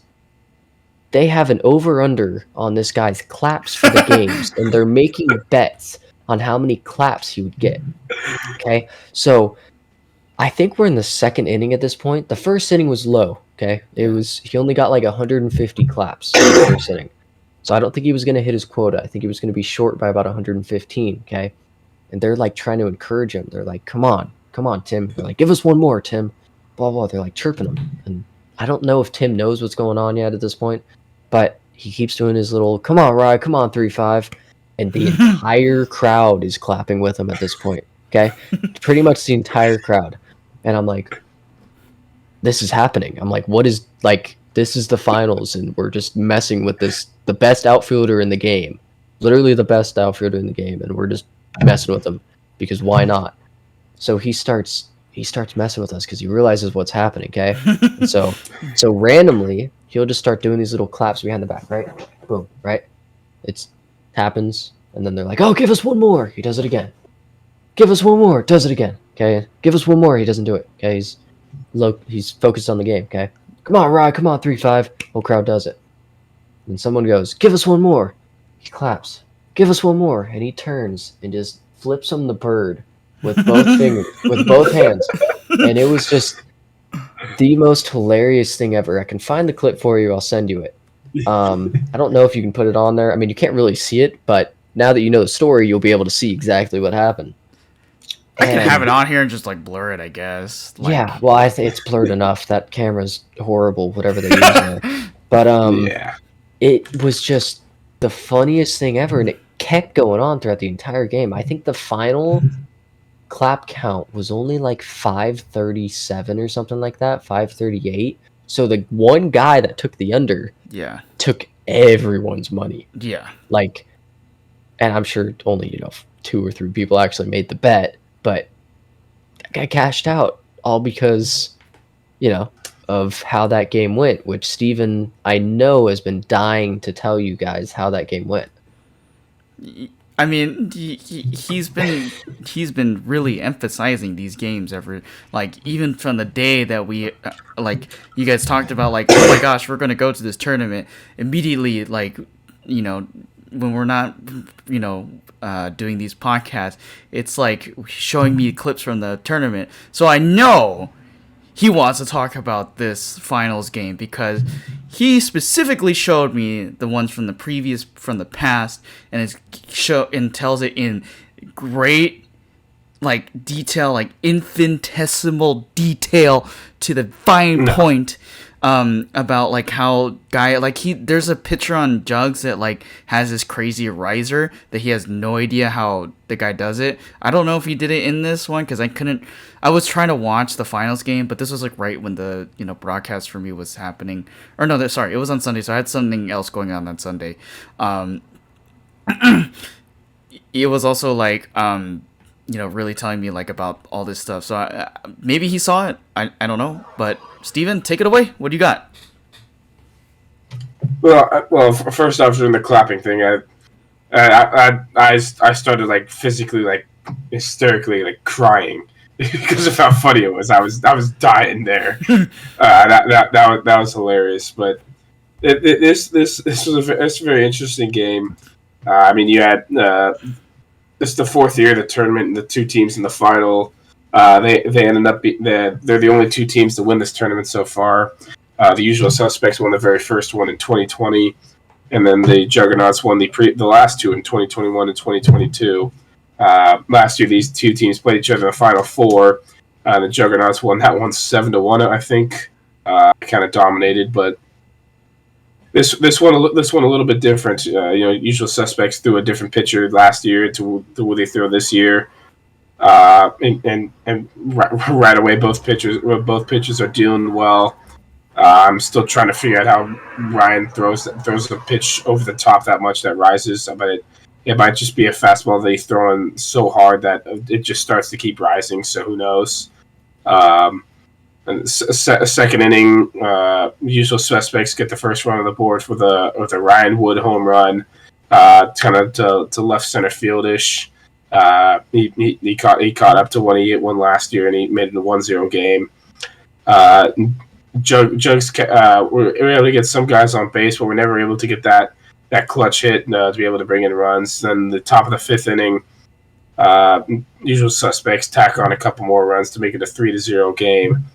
And at that point, I know Usual Suspects were doing pretty good. They had some. They had a few uncharacteristic mistakes in the field, and we also thought in the fourth inning that their pitcher went down injured, but ended up staying in the game. But overall, it was a pretty interesting final. I mean, not a whole lot of hitting and stuff like that, or defense that was shown, or the defense that was shown was not very good, but probably didn't go the way a lot of people expected. I think a lot of people kind of thought the Jugs were going to win. But overall, it was a pretty good game. It was pretty cool to be there to watch it in person. We'll show you the clip. I found the clip here. I'll show you it later. Just after the podcast is over, Justin, of what Dustin was talking about earlier. Oh, I already got it. Yeah. Okay. I'm one step ahead of you. I guess we got to take a look at this at the end of the broadcast. I guess we'll check that out. But I guess what's the final thoughts, takeaways about this whole overall experience going through. You guys made it through Friday, Saturday, and then Sunday. You guys get to watch these games. You watch the Usual Suspects get their win in the 2023 UWiffs tournament. They got some pretty nice rings, actually. I noticed that they did this year. Yeah, they did. They handed out rings for the first time. They've had a trophy every year that they give to the winning team, but they handed out rings and stuff. Actually, they posted some of the photos they posted. They posted one in the stadium. We were waiting for our lift, and they asked us to take a picture of them in front of the stadium. So that was actually taken by me. So I stepped up. I was like, yeah, I'll do it. Why not? But overall, it was great. It was great to see a lot more serious competition out there. We don't have quite the consistent level of competition out here to where we have some good players out here, but we don't have the type of consistent high level competition. Usually, it comes from guys that are coming outside from California. Such as Randy Dalby and Mike Toohey, and get the guys from the Cajuns, and had the Las Vegas Wifflers the first tournament and things like that.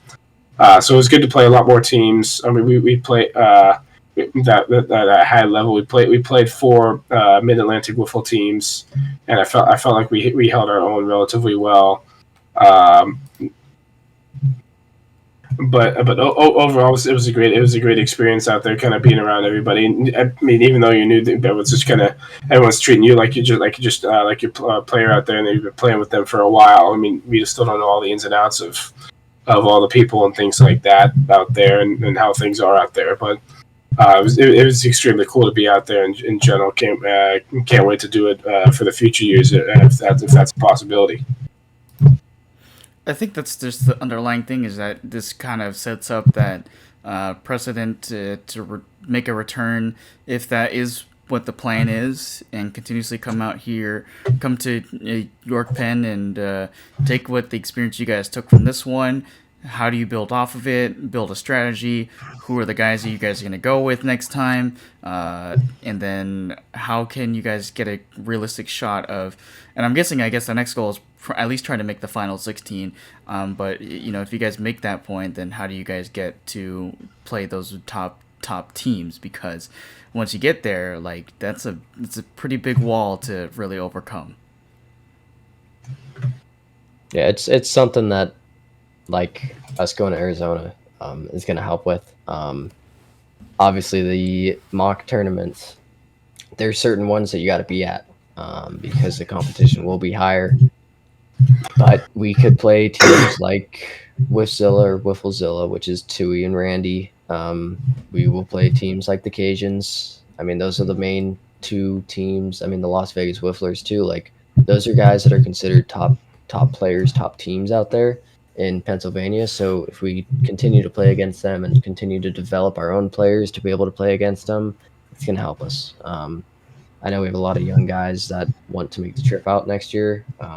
We have an opportunity to go play in the U17 tournament next year, so I'm going to try to get some of our guys out there. But yeah, we have the drive. We don't have the talent yet, but we have the drive, and the talent will come the more that we play. Yeah, you guys got a pretty young group of guys. Like, I mean, obviously Steven is a little bit older in age than most of the guys on that team. But like compared to like a lot of those other teams, like the age group is actually, you guys are basically like fairly young compared to a lot of the guys who are coming out there at those tournaments. Like, I had no idea, and like Steven pointed this out to me. Like Robles is not like in his early 20s. The dude is like in his like mid-late 20s, right? I think he's like 29, 30, if I'm not mistaken. Yeah, the guy looks young as heck. Like, I had no idea that guy was like up in the near the 30s. Like, I thought he was like 23 or 24 or something like that. So like, maybe there's a little hope there. Like, you guys are just young. Like, you just need to really build off of what you guys got from this experience, basically. Yeah. Okay, well, let me get to the other big elephant in the room, which is the flight back home. So you guys are finishing up Sunday. You guys go back to the hotel. Give us the walkthrough. Well, okay. So I kind of had expected the championship to go a little bit longer. It did not go very long. It was over pretty quick. We ordered an Uber or a Lyft. And probably an hour and a half later, it finally came to us at the... An hour? Yeah, there was none available when I originally ordered it, so we just waited for one to become available, and then when one became available, they were at the airport and had to drive 45 minutes to us. Oh, wow. To get us, and then drive us back to the airport. So I left them a pretty good tip for that one. But hell yeah. We got to the airport, and it was the same procedure as last time. Lie to them about the lithium batteries, make sure everything gets through.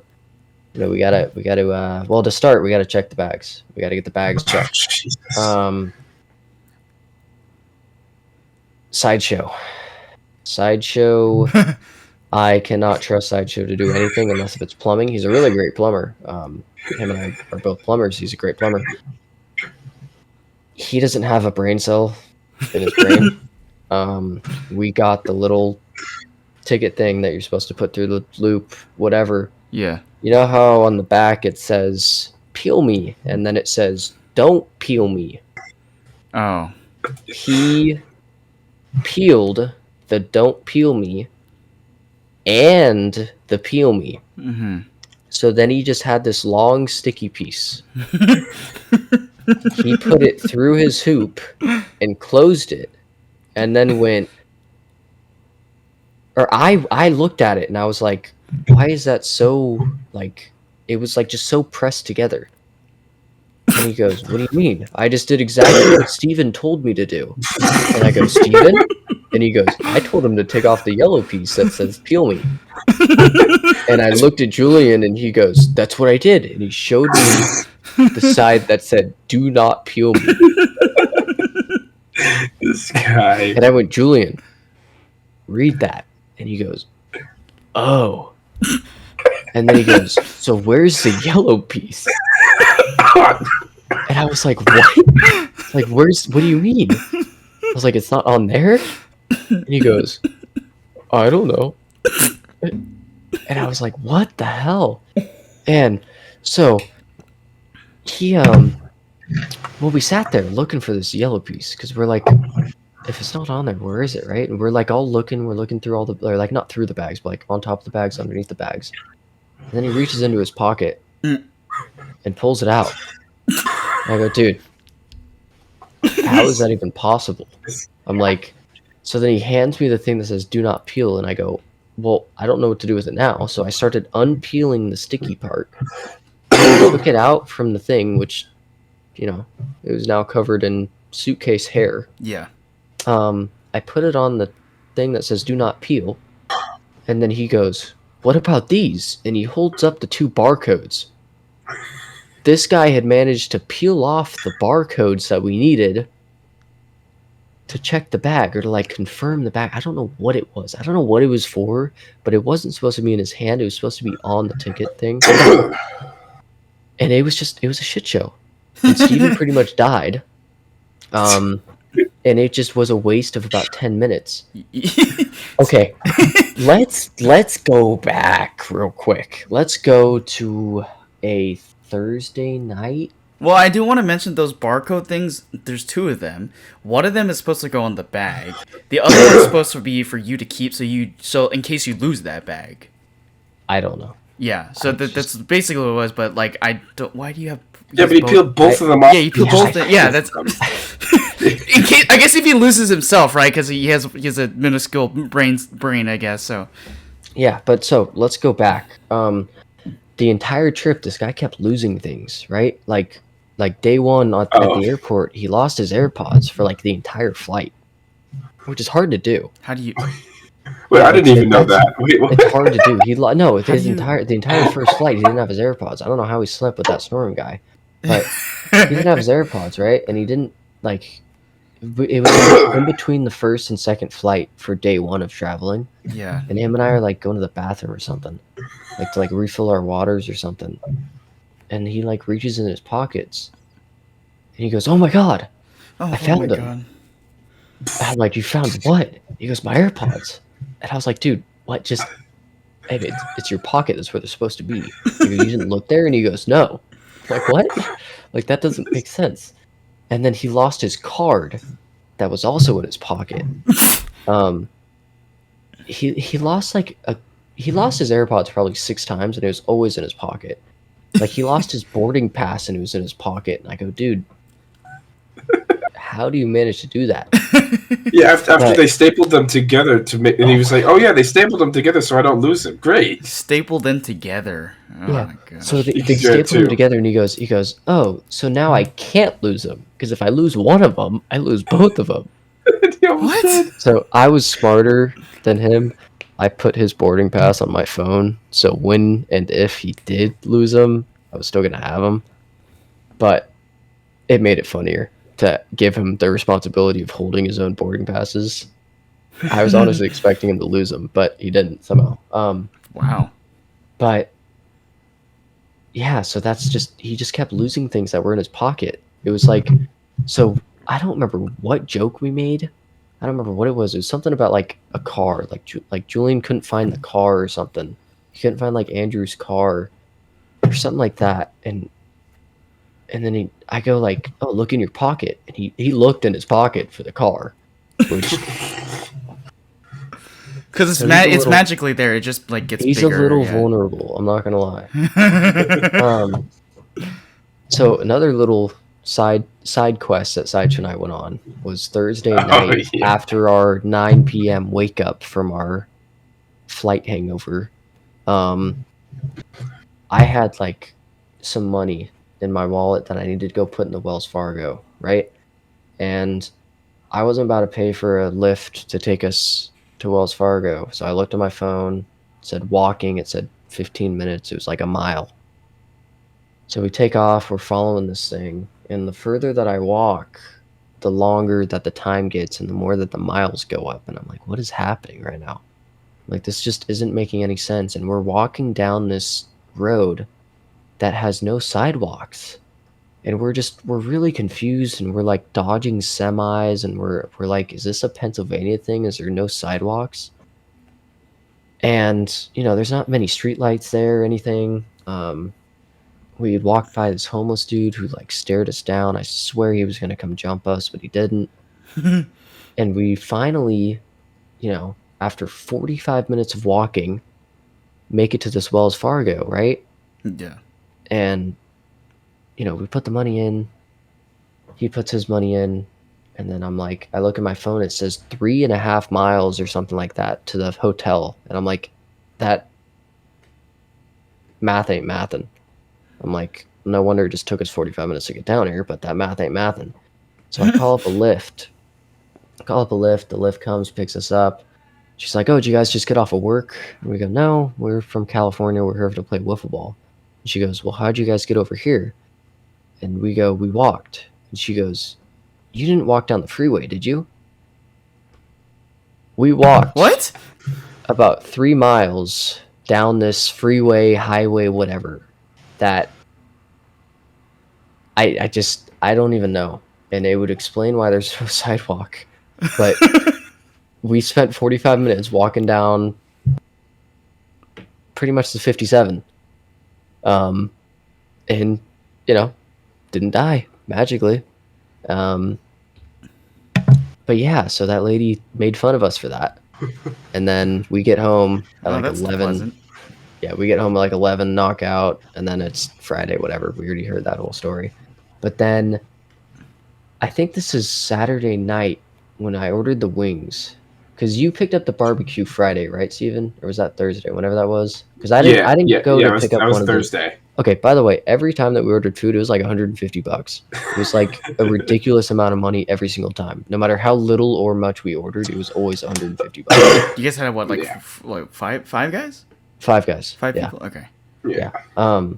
Wow. But anyways, I go down to go pick up the wings, and I grab the food, and I'm like, this car looks familiar.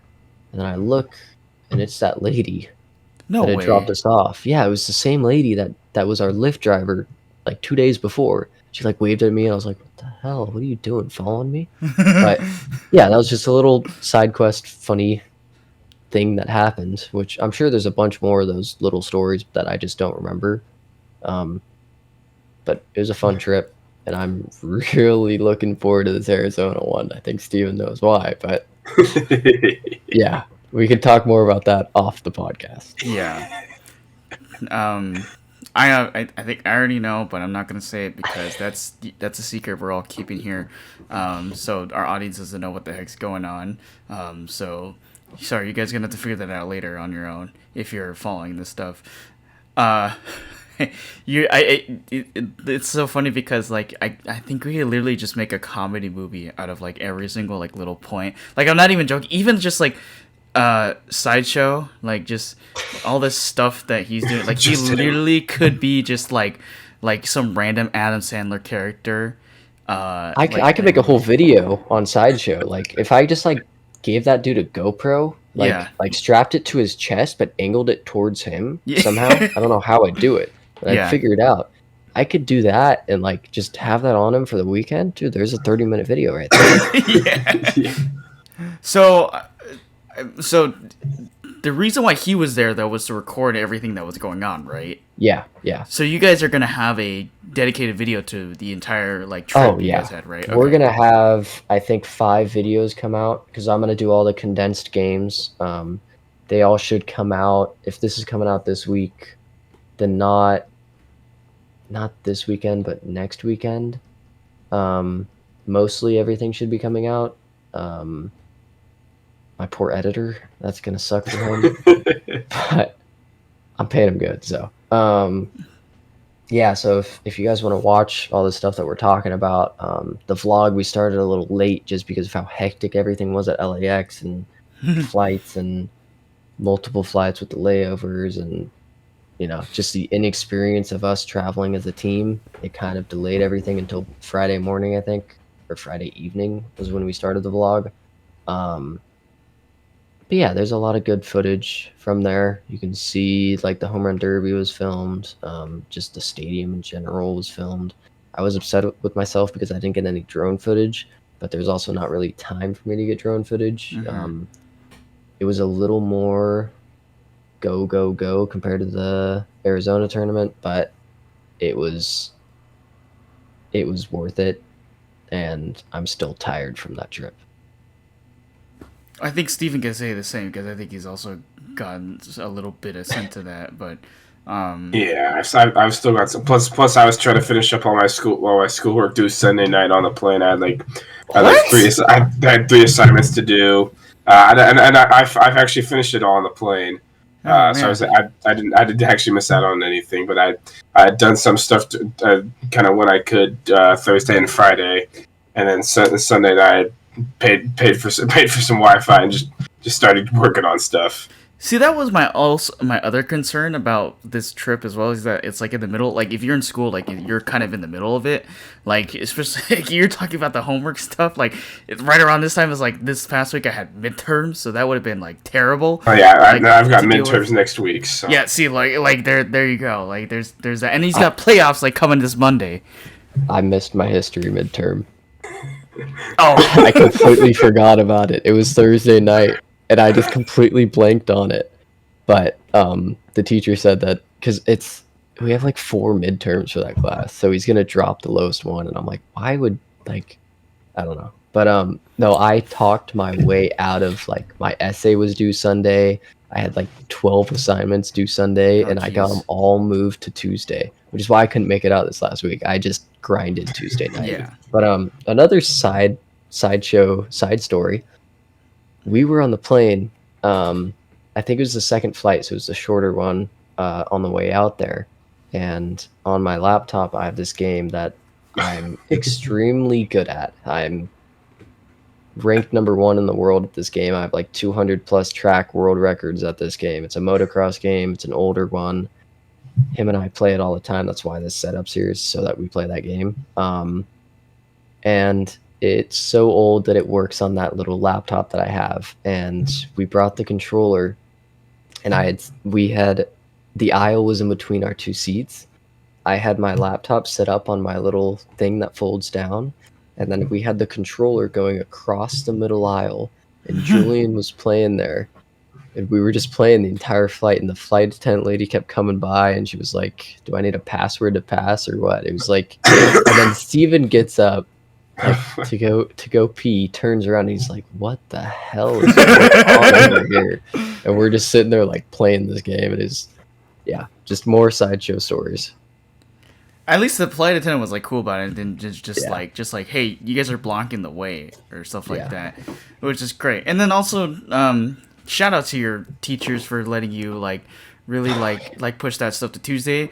And then the professor who I guess if that was part of the syllabus already, then that's great. Like you drop a Why do you have 4 midterms? What the heck? I don't know. I didn't read the syllabus. I just look at my calendar and do stuff when it says that it's due. I'm not gonna lie. Only evil. Well, actually, he's not evil. Never mind. I mean, if you drop with the lowest one, that's totally fine. But like if it was 4, like wow, jeez, that's a whammy number of tests there. Well, I mean, unless you guys got a lot of other interesting stories you want to talk about or any final thoughts, I feel like you guys really touched base on like basically everything that kind of happened. Yeah, I think we got most of the. I think we got most pretty much everything here. The one thing that kind of popped in my head was uh, let me put you in another scenario, Justin. If you were packing to go to the East Coast, where it's a little bit colder. Is this another sideshow thing? It may Oh, be. no. What are some things you think you would bring? You go to the East Coast where it's a little bit colder. I don't know. Like, I'd probably bring like the short. No, I'm just kidding. I'm expecting cold weather. I probably need something warm, right? So I guess like a beanie or like a fur jacket maybe, or like a Okay, hoodie. stop right there. Okay. Yeah, we get to the airport and Sideshow's is looking at us while wearing our jacket. He's like, "Oh crap! I didn't bring a jacket with me." What? Yeah. Okay. So to add on to this, my pearly white SoCal Wiffleball, SoCalWiffleball.org sweatshirt that I wear. Yes. Yeah. I gave him that because I bought this, which you already heard the story. Well, actually, I guess you heard it different earlier. one. Yeah. Yeah. He was wearing it all day Saturday, and he decided that after he got it wet, he should lay down in the messy pitching turf that's laying in the clubhouse where we were like hanging out at. Yes. It's pretty much just a storage unit.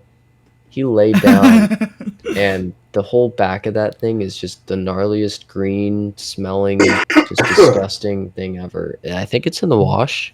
I hope it's not in here. I don't really know. I still haven't unpacked. Uh-oh. It's somewhere, and it's just trashed. So yeah.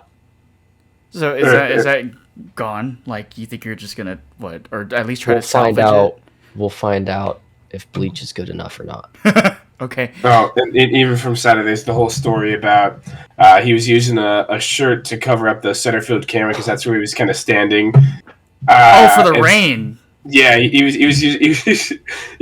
using a. I explain this one.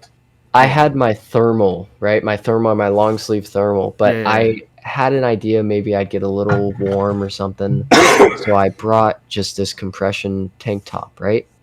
And it started raining. Sense. I was like, there's no way that I'm going to use this thing. So I threw it over the gimbal because I didn't want that thing to get all wet during the second game. And, it got wet, but it did its job. It covered it. And I have my turfs, which don't smell the greatest. And I took them off in between games to throw my normal shoes on so I could walk around and, be more comfortable. Mm-hmm. And he decided when we moved into the hot storage unit to throw that wet shirt over top of the turf shoes, and it just made it smell like the most disgusting rotten egg thing. It was just the most gnarliest smell that you've ever smelt, right? And I didn't even think about it because I smelt it, but I was like, oh, it's not that bad, it's not that bad. So I threw it in my bag, my personal bag for the plane, and I put it under my seat. And this whole time, Julian and I are looking at each other. Like, this first flight, which was basically a private jet, it was really nice. There was like 3 seats per row, and it was like a 2x1. It was nice. Julian and I were like, dude, this lady in front of us just smells like horrible, right? Like, geez, she smells awful. And then we realized at the end of the flight, when I picked up my bag, that it was that shirt stenching through the bag, just stinking up the entire plane. And I opened it to put my laptop in there. I swear I almost threw up. It was the most disgusting smell that I've ever smelt. And I'm so glad that I haven't seen that shirt since. And if I do, I might just throw it away. But yeah. This is a great collection of stories. Like, just, I guess, one for Sideshow to remember, I guess, and then all of the other... I told you, he doesn't have any brain cells. He won't remember it. Clearly. And I guess this is not just that Scuffed Up podcast. This is the roast of Sideshow. Which is great, because I didn't wasn't expecting this kind of comedy to be on this episode, but Yeah. I welcome it because we love it. So yes, so I guess Sideshow doesn't really have too much brightness up in the skull. Yeah, he was able to record for us, and that was the main thing we needed. But other than that, we had to to try to take care of him. Well, at least like that's the important thing, right? At least he got the like footage, like other than I don't even know. I haven't really looked at You it think? yet. I don't know how Okay. good it is. Great, here we go. We'll find out. I guess we'll check in on you like next week. Yeah, and some of the clips I've seen, it looks good. So, Okay. Well, hopefully. but I mean, some of that is also just more camera work versus him actually doing stuff. It's just the camera working. Yeah, there's a reason why I bought that gimbal. That is not just that to is make the it look reason. cool, it's just because in case like he's like, all over. Yeah, he's Yeah. not a very stable guy. Stable, like metaphorically and physically and mentally. Yeah, he's just yeah. He was just in here too. Like before we even started recording, he was just here a few. Yeah, moments 2.5 ago. hours ago. Yeah, 2.5 hours ago. That was a while ago. Yeah, this is a long episode. Like you're here. We recorded previous to this also 2 hours. This thing is gonna be 4 freaking hours, man. Yeah. Somehow this is longer than the whole original or origin story of SoCal Wiffleball. That's nuts. That's nuts. This was only 4 days. Think about that. Yeah, this is 4 freaking days.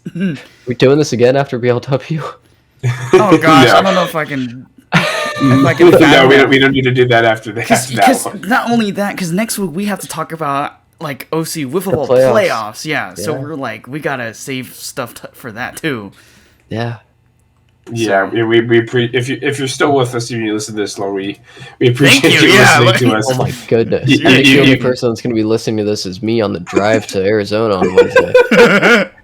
Yeah, hopefully at this point, Justin's put in different sections so you can kind of see what each part is, so you can skip through it and see what you like. But Poor Justin. No, before I could just leave it Too because bad. we have a general structure that we have for those. But like for this one, it's kind of all over the place, so I have to put sections. yeah, and we just had, I mean, we kind of knew this going in. This is the biggest podcast we've had so far in terms of the amount of content with all the playoff info, the season finishing up, making playoff predictions, and getting it. We even had another guest on to talk about Division 2. And then we've had you on for this time as well. So this is if you're still listening to this whole we appreciate it a lot. We can't give you anything as a reward for doing it, but hopefully it's been enjoyable. If you've listened to this long, hopefully I think you've enjoyed it enough. So we appreciate you guys, and we'll be getting ready for next week. Well, it won't be as long, but we talk about all the World Series winners and things like that. Looks like we got all the stories that we wanted to share on this podcast. Obviously, you guys were there, so I don't really have anything to offer other than asking you questions and getting the story out. But if you really have been watching this far, props to you. Appreciate you for watching. Thank you, Dustin, for being on the show once again for this really lengthy podcast that we had, but I think we had a lot of fun. Steven, thank you for being here as well and sharing your side of the story as well. Looks like that's it for episode 28. Got OC Football playoffs right around the corner. Dustin's got to go play with Steven up in Arizona. So a lot more to come with these podcasts. Stay tuned, and we will see you guys in the next episode. Thank you very much. Yeah, we will see you guys for for all the World Series winners and that will be episode 28. Justin's already figured out we're still in episode 27 right now. It's late. But it's all good. Appreciate you guys watching. We'll see you next week for the playoffs. Good luck to every team in the playoffs, and we'll see how things shape out there. Adios, muchachos.